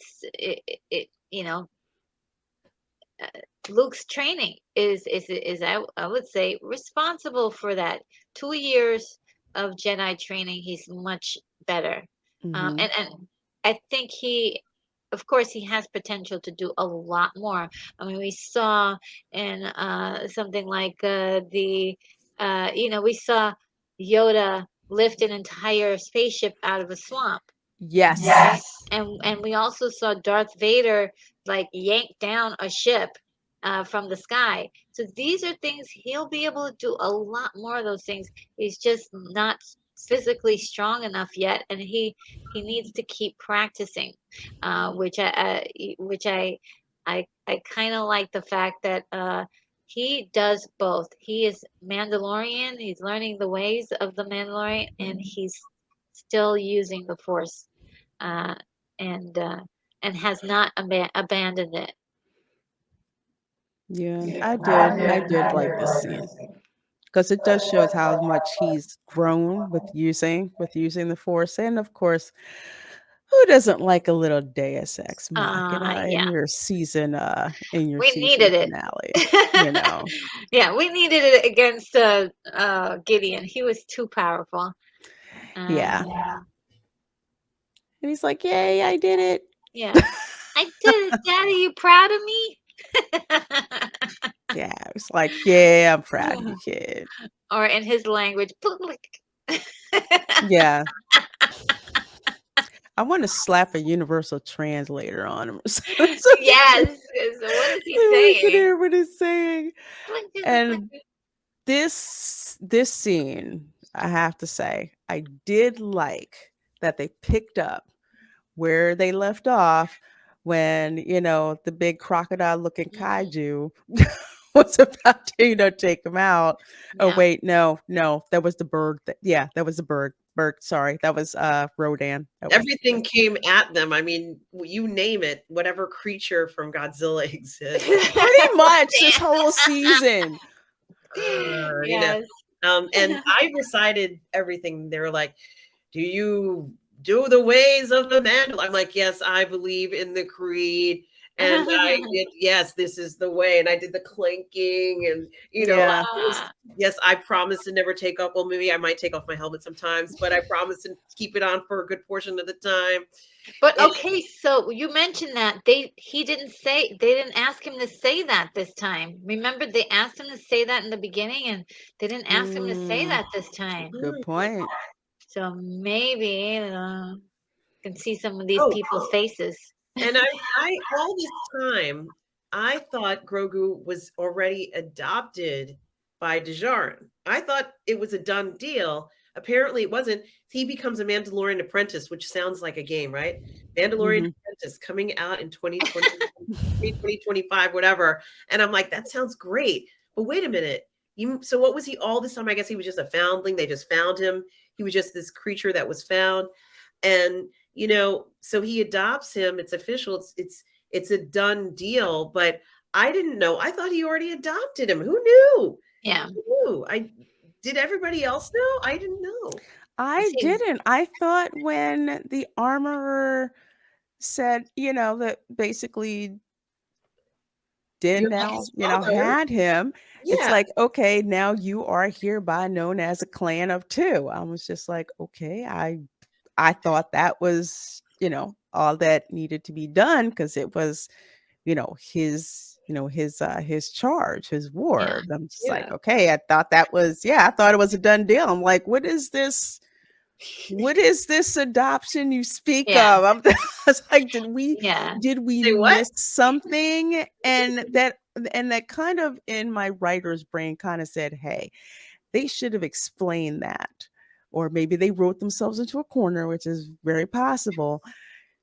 Explain that, is it just you're their guardian, or are you now officially their parent? Like a difference between, a kid that's in, like, say, in foster care, that goes to a foster family and the family is the guardian, but they are not, like, legally part of that family. And then once the kid gets adopted, oh yeah, has happened, then when they officially adopt them, then they're into the family. So I don't know. Again, I don't know if they wrote themselves into a hole, but I really would have liked for them to make that Yeah. It's like analogy. according to the fifth chapter of the Ways of the Mandalore, section 5.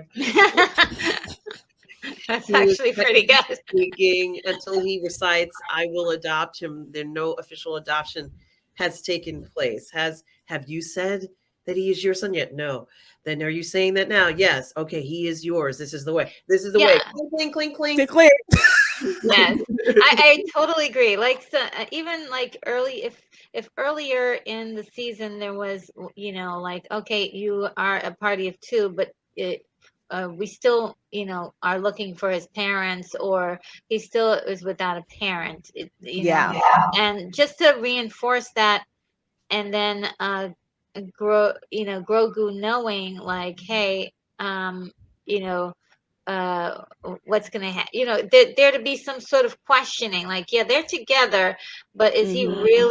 are they really father and son? And maybe that's why Bo-Katan says earlier in the season, you know, your father isn't or I thought she Yes, said your father. Your she father did. isn't the only Mandalorian. And I'm Yeah. like, what are you talking about, lady? Yeah, I know there are other Mandalorians. What are you getting at, huh? yeah, Are you yeah. trying to check me? Like, what is it? Like, what? What about it? He's like, you come and live with me at the palace, when she had her palace. You come and live with me at the palace. Who knows what she told him? But Hmm. I almost right? Yeah,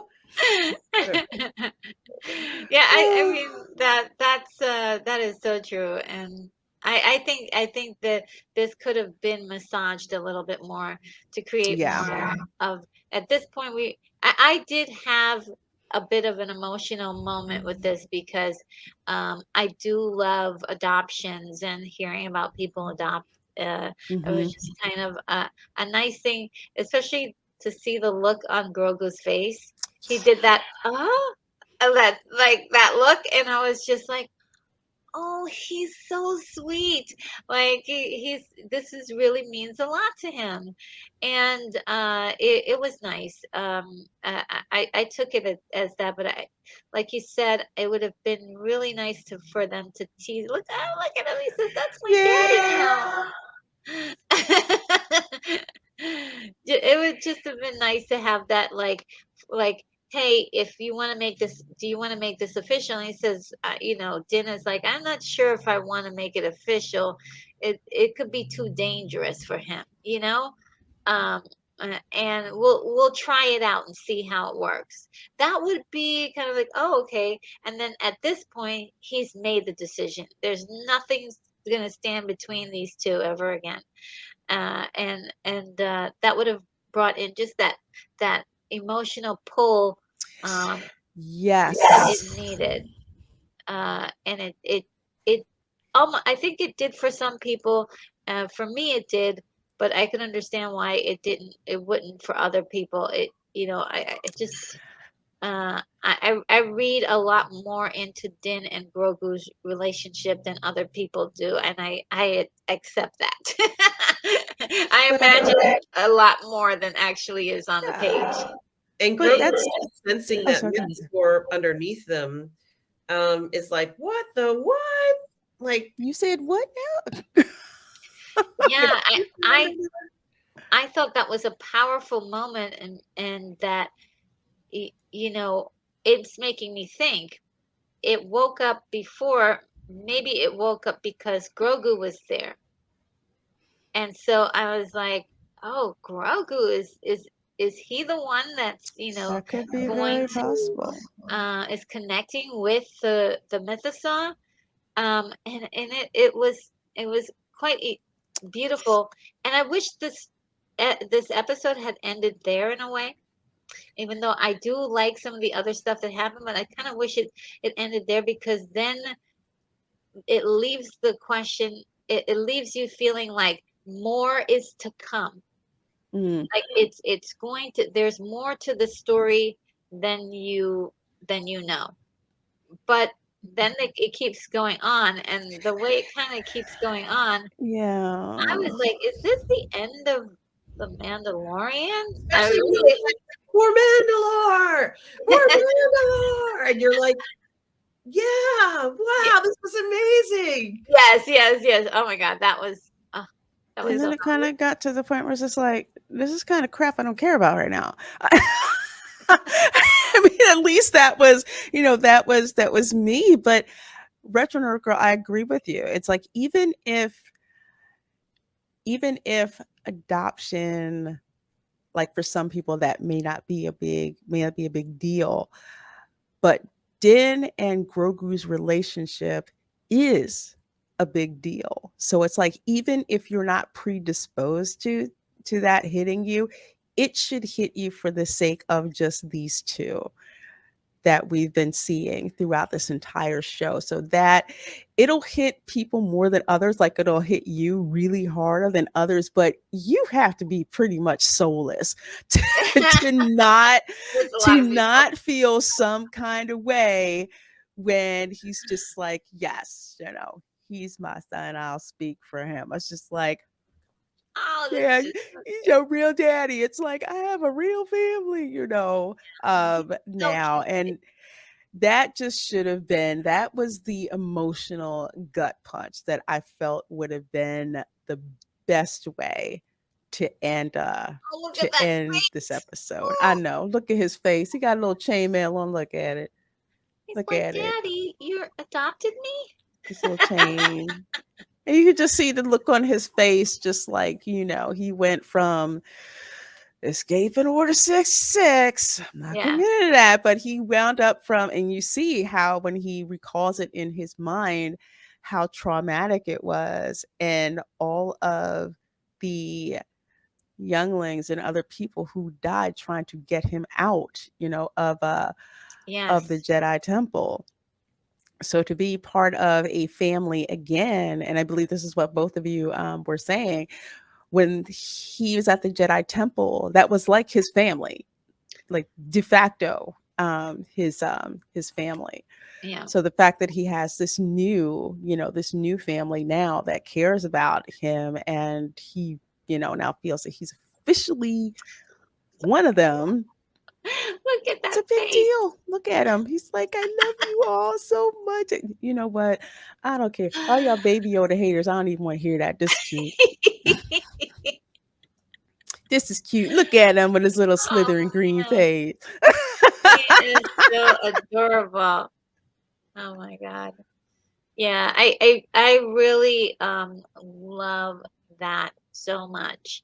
That you know, they talked it out, and then just like, okay, there were, she was mentioning his parents, like, oh, we don't know if, even if they're alive or where they are in the universe. It's like, what Mhm. if I adopt him? And I was like, yes, yes, yes, yes, yes. I was like, where's that button? Yes, yes, yes, yes.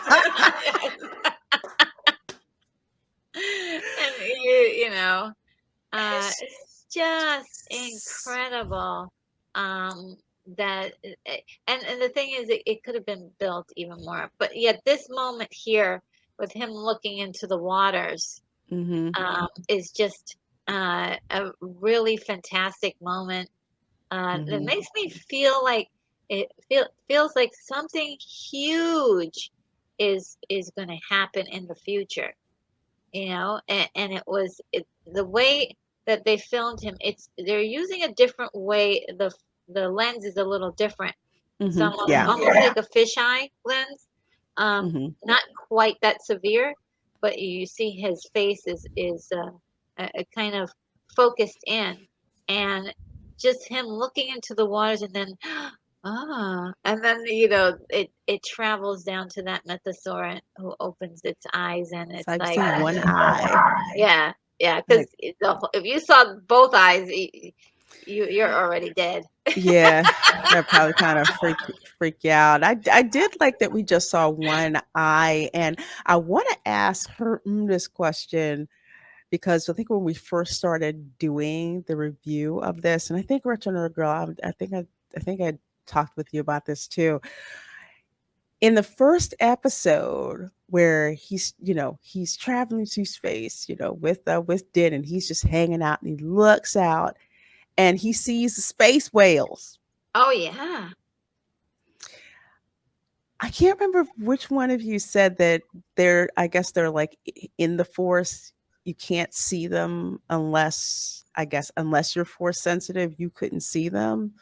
Yeah, you can't see those whales traveling at a light speed. You can't see them traveling. They're force users, but they also are able to travel through time, and Hmm. Yeah. and they can travel faster. They can transport you to another part of the galaxy, which Hmm. is there aren't very many living creatures that can do that. So most people can't see them or anything when you're traveling at light speed. You can't see anything, but Yeah. Grogu can see it because he is a Hmm. force user. But that's the only reason why he can see that. I don't think anybody's ever seen them while they're traveling in light speed, but they do it all the time because that's Yeah. what those creatures do. Hmm. So yes, he's able to see that. But Yeah. his dad, anybody else who's traveled, no one's ever talked about it. I don't think it's even written down anywhere that anybody has ever seen them while traveling in hyperspeed. Yeah. So So it makes me wonder if there's some kind. I got my tinfoil hat on. It's like it Yeah. makes me wonder if there's a similar link. The mythosaur. Yeah, to the Yeah. to the mythosaur. The mythosaur senses is something is different. maybe Hmm. it does. I hadn't thought about that. Yeah. And just Grogu does have a way with animals, and he picks up on a lot of things that you, like, regular people don't pick up, like the stones that were moving, that they were crabs, and Mhm. he was able to tame the I forgot that creature's name, on the tip of my tongue. I'm not Uh, going. the Blurg? Oh, Rancor, wait, oh, wait, yeah, yeah, the Rancor. yeah. He was Rancor. able to tame the Rancor, and he has these abilities that they're not just by using the Force. It just seems to be in him, you know, Mhm. and also the way he's with that clone that opened its eyes and is like, Yeah. he has a way of awakening things. So I think there is a lot more to Grogu's story, or Din Grogu's story, Mhm. moving forward. It's just how they're going to tell it, and if it is going to be um how long are they going to keep him a child? How long, if he has a growth spurt, how that's going to be? Um, Mhm. all of these factors for the future, it's an unlimited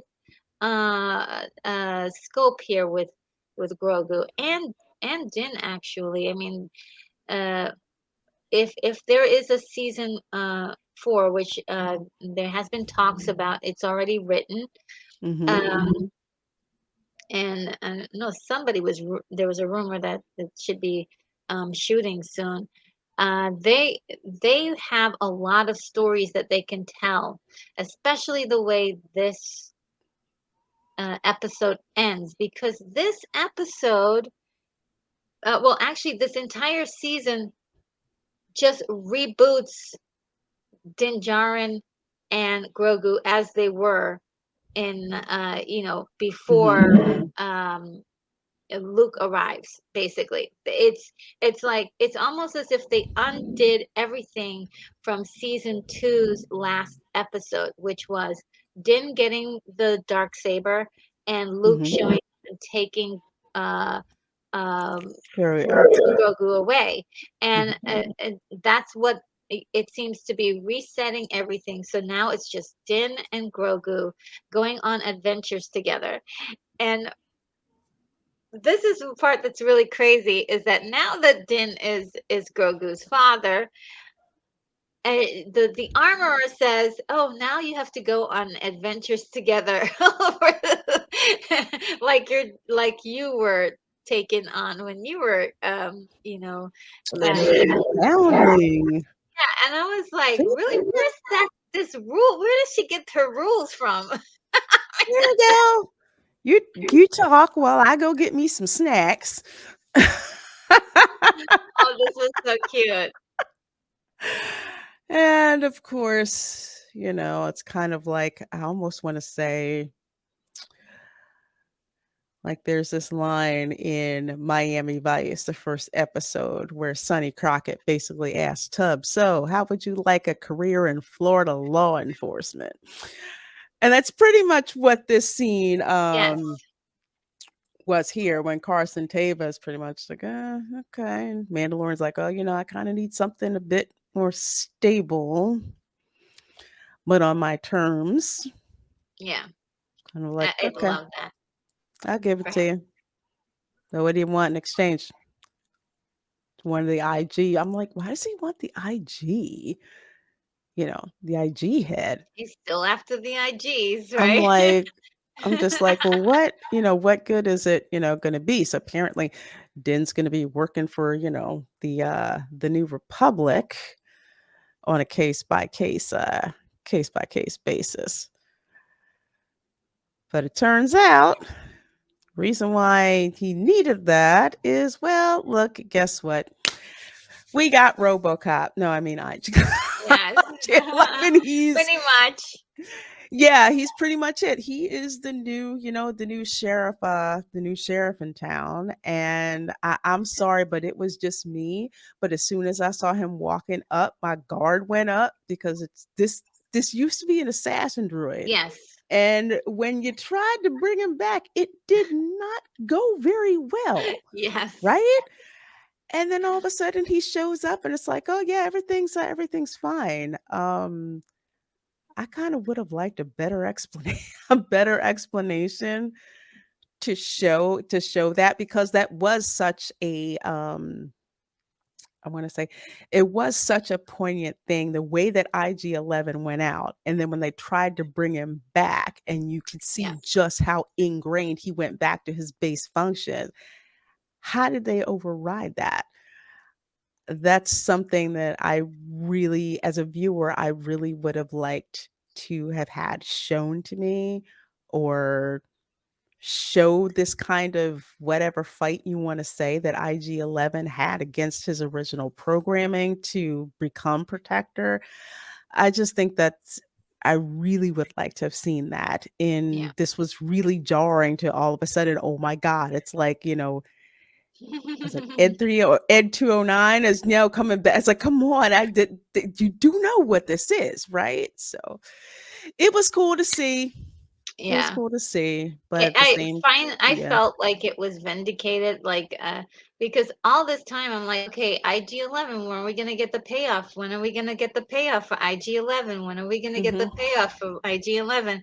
Finally, and I was like, yes, they did it. They came through in a clutch, and like, I actually cheered when I saw him because I was like, ah, I hope that's not, something that they're gonna leave like dangling, like, oh yeah, Mhm. well, it really didn't matter. But yeah, they came through with that, and uh, I really felt like the original IG-11 still deserves his statue. He did sacrifice his life He did. for the. He went out like the Terminator. I was like, here we are, like arguing about, not arguing, but saying we want to see that the robot gets is but it meant a lot in season 2 when he sacrificed himself. It was a Yes. big scene, and I think it they still haven't really like given IG the real Yeah. IG-11 a proper treatment in my book, but. He's probably gone now, burnt up in the in the Empire base. So, yeah, but it was great. It was great. I loved it. I Mhm. cheered. Maybe they'll put the statue back. Maybe the what? Maybe, Maybe they'll maybe recreate the statue again. I think they should. they should He yeah, reconstruct or do a sculpture. That would be nice. yeah, he deserves one because tell you, they And couldn't have done it without him. in the end, I had in the beginning of the season, I had joked about how, uh, you know, Grief had said, "Why don't you?" As I had said, he made Navarro legit, and he went from giving him bounty jobs to selling timeshare. I said, "Wouldn't it be funny if they ended up living on Navarro?" And sure, Yes. that's what ended up happening. Yep, Yeah. and there you go. You got the Little house. oh my gosh, the outer rim equivalent of the double wide trailer you Yes, I have. think it's got three bedrooms, 2 baths. It's south facing, Yes. and has a great view from Lots of curb appeal has or a With a nice little pond. pond. appeal from Yes, yeah. above, and it's got a lovely, lovely supply of frogs Mhm. going You're on. gonna love it. I just, you know what? The only thing missing here was Mando playing a banjo right now, because he's just so just like, ah, you know. The banjo. And Grogu's like, I can just keep playing with frogs. So He's been that's how he was from day one, and, you can't take the frog out of Grogu. Um, Yes. nope, if there's no, a you frog can't. on that planet, he's gonna find it, and, he will meditate and practice. Maybe Mando will start meditating too. Oh, Well, we shall definitely see if yeah. that fourth season comes to fruition. So, Yeah, I mean, I was saying that, if this ended right here, it would be okay. Like if they just couldn't mhm, figure out anything, and this was the end of it. It ended well. But if there's more, um, I do hope they will look at some of the things that people are saying about this season, and just consider some of the things that went awry a little bit. mhm, It's hard because I know Disney is just going to do their own thing, and they have plans. They do have plans that they're trying to do, but it was quite a departure from all of the season. Now, if you watch all of the episodes back to back to back, there is a mhm. better flow. There is a better flow. So um, that's the one thing I have to say. It does feel better once if you watch all the episodes back. Binge watch the entire season.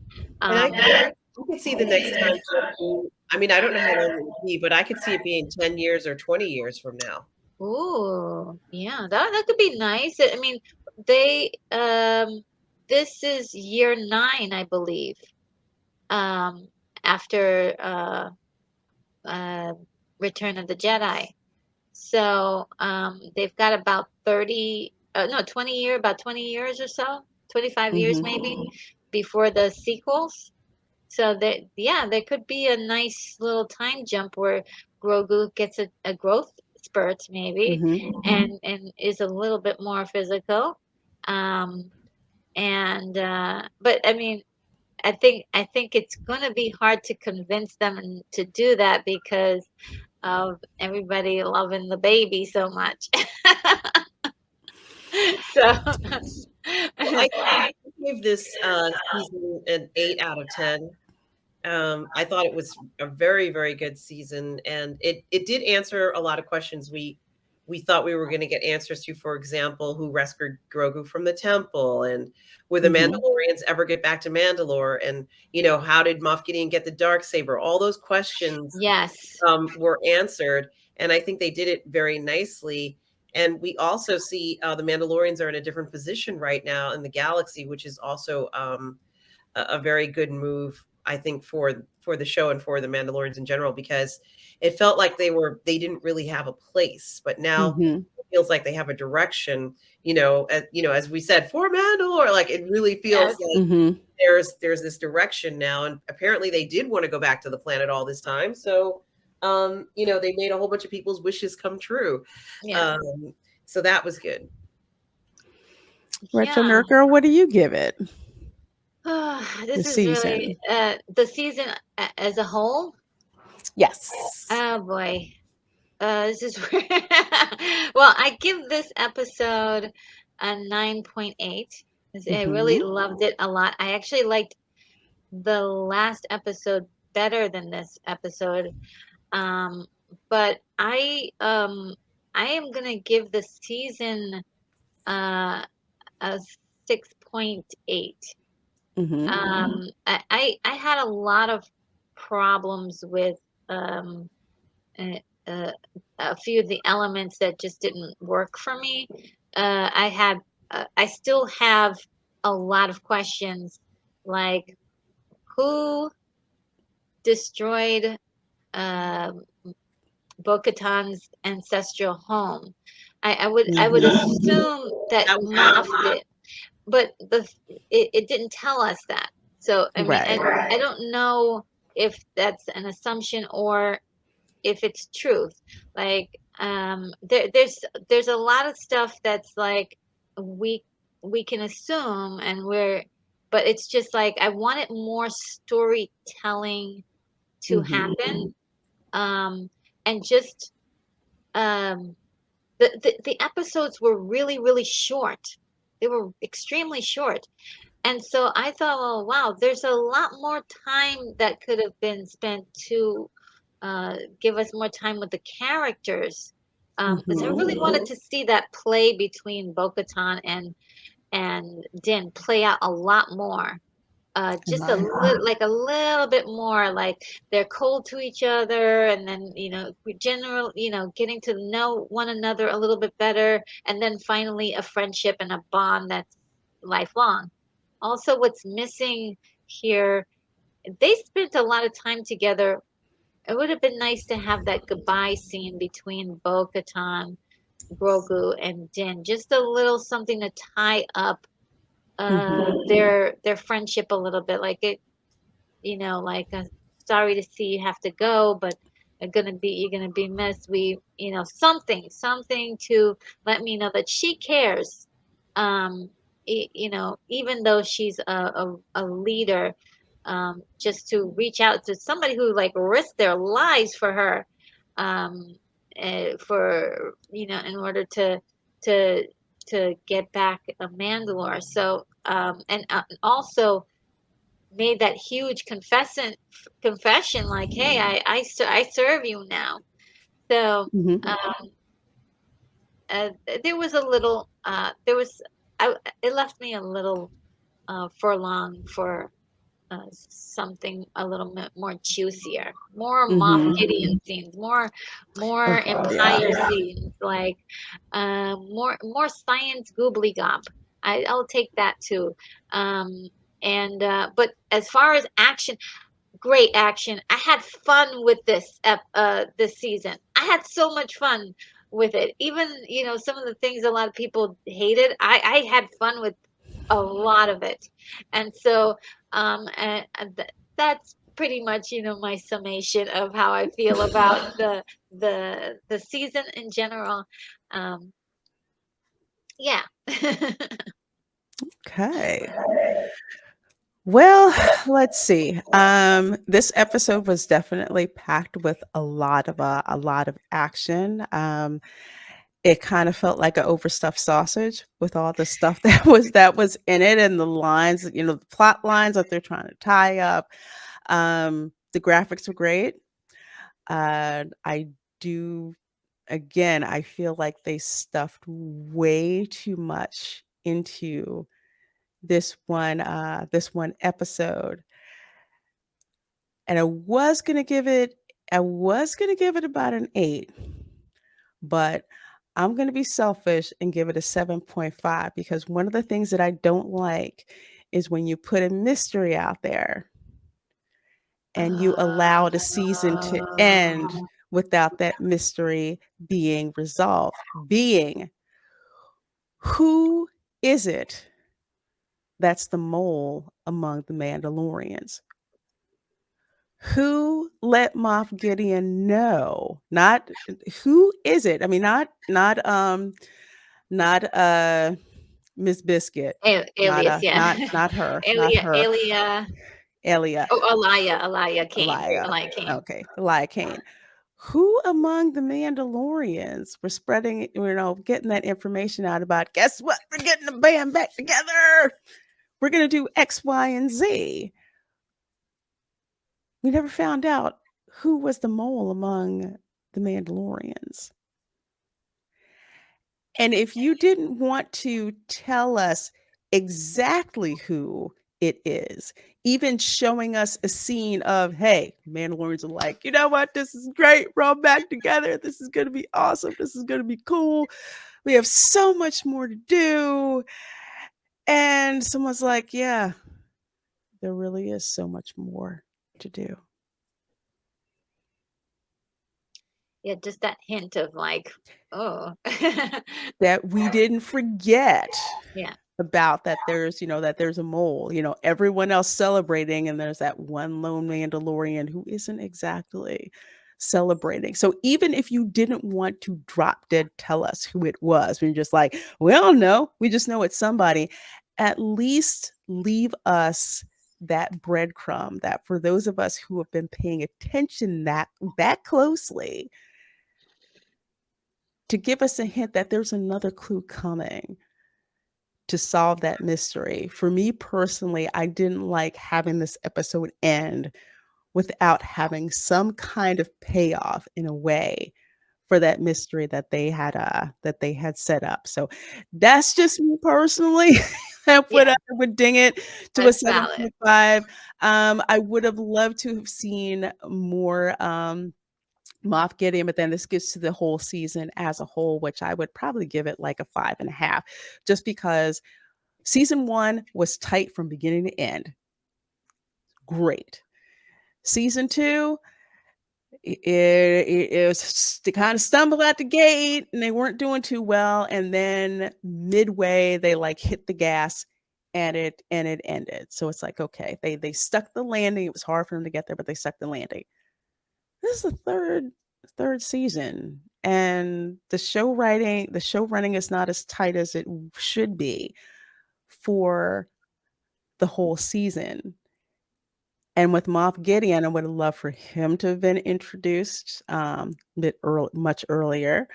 Um, you're going to show, with Elia, I would have liked for her to show up a bit earlier too, to kind of put that mystery out there, to kind of let it evolve.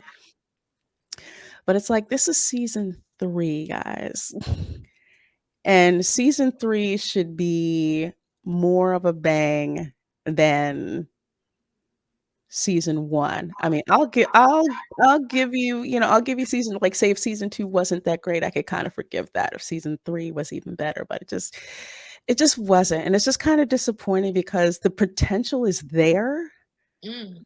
but it's not being realized as far as I'm concerned. It's just like it there isn't tight enough show running that's going on, and I think there's some things behind the scenes that are going on as well. You can tell looking between season one and looking at season three. It's just not as tight of a package. They did take risks in season three. I'm not going to say that they didn't, but I just wish that the writing would have been a bit more tidy. Like, case in point, not to spoil people, but season three of Star Trek Picard. By the time they finished up that last episode, all of the mysteries were solved. And then I they don't. kicked off I, something else to keep you around. I'm sorry, but the Gilroy team, you can't compare the Gilroy team to Jon Favreau. Gilroys are much better writers than anybody in Star Wars, I think, has, honestly. So I don't know whether it's fair to compare the two. Just being honest about it. But I wouldn't say that's possibly true, but at the same time, I would say even from like a basic point of storytelling, if you're going to put a mystery out there, that mystery needs to be solved. Hmm. And whether you're a novice writer or an expert writer, leaving it out there like that, that just really doesn't to me, and this is just me, it kind of feels like in a way it wasted a little bit of your time for them not to give you that payoff. Yeah, I agree 100%. Because I do have a list. I She do have a does. I have a list of like questions that still didn't get answered. A lot of them did though. A lot of them did in this episode. They really, really went all out and tried to answer a lot of things, but they didn't answer all of them. And I think for myself, I'm just this is one of the things, the new things I'm trying to adopt with Star Wars, and which is and the only reason why I'm doing even talking about them or even watching the show is that there is going to be disappointment because of the nature of the fact they're trying to please a lot of people. They're trying to make this for kids. They're trying to make it for everybody, and so and they're trying to add create more product on top of this, Yeah. so that way they can expand and make more money, which is that is something that they have to do.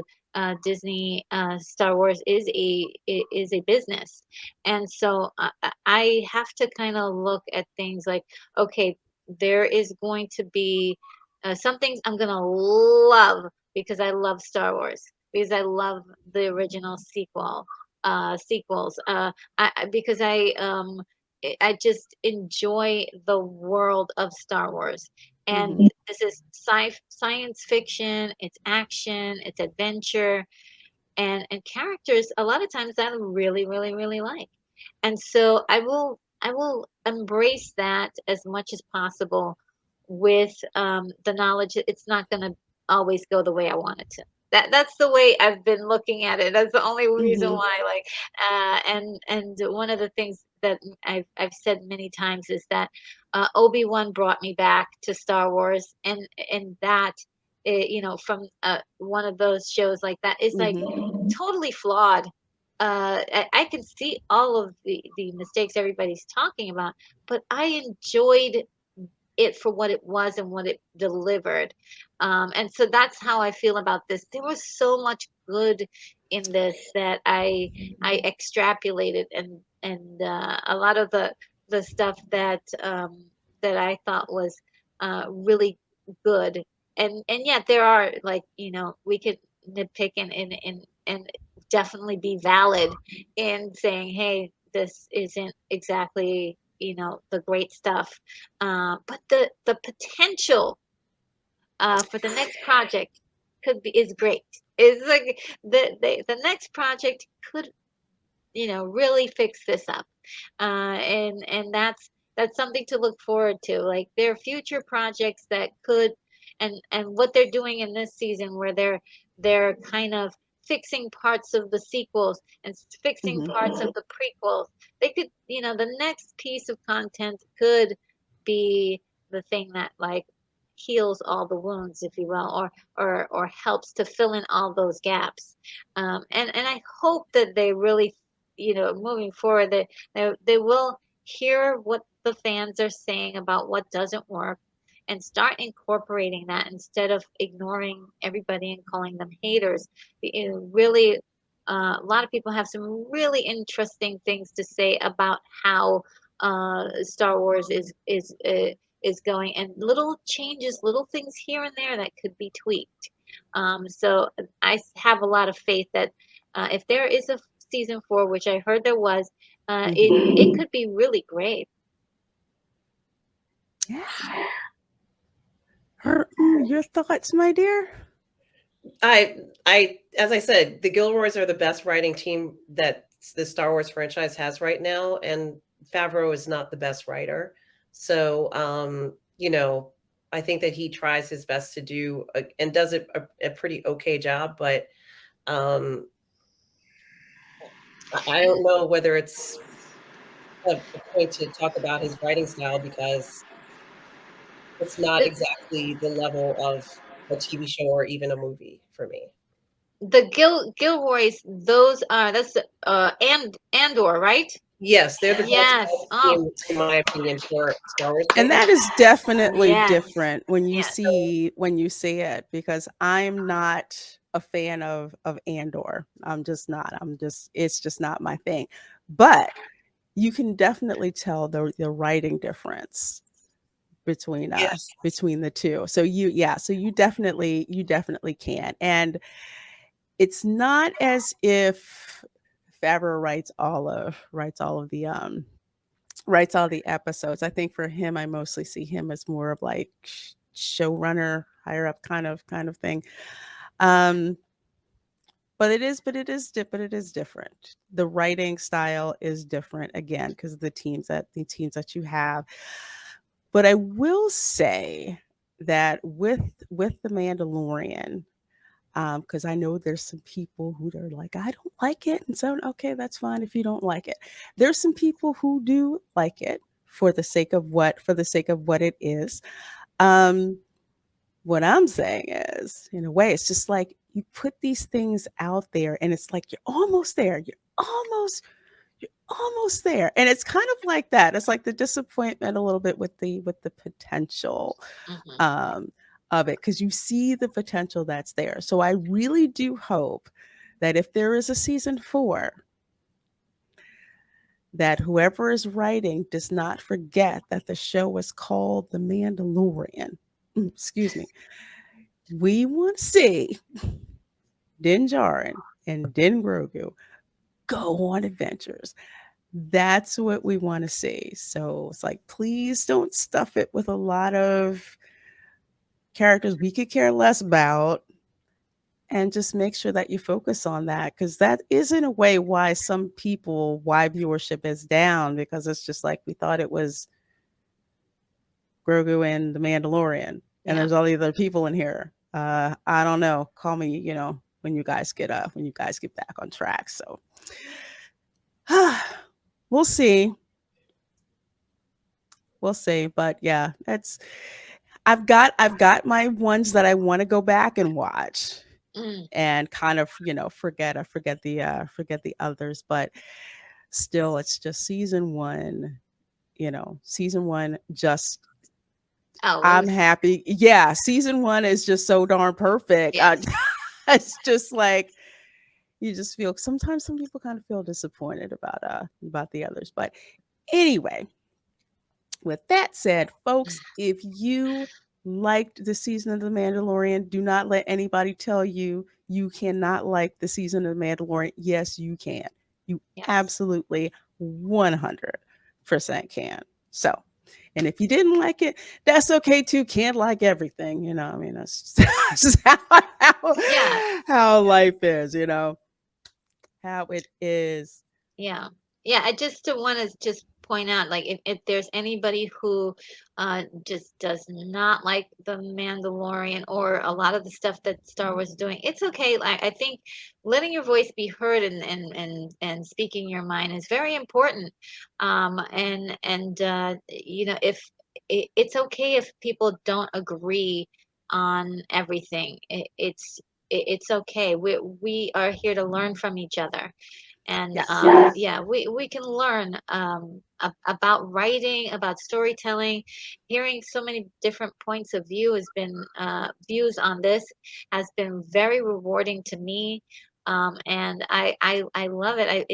It really makes me feel as if I have a better understanding of what this is, in terms of how I can interpret it for myself, and also look for other things that may be interesting. And this is really making me want to watch some of the other materials that are out there I haven't seen before. So yeah, you're don't worry about, who likes what and who doesn't like what.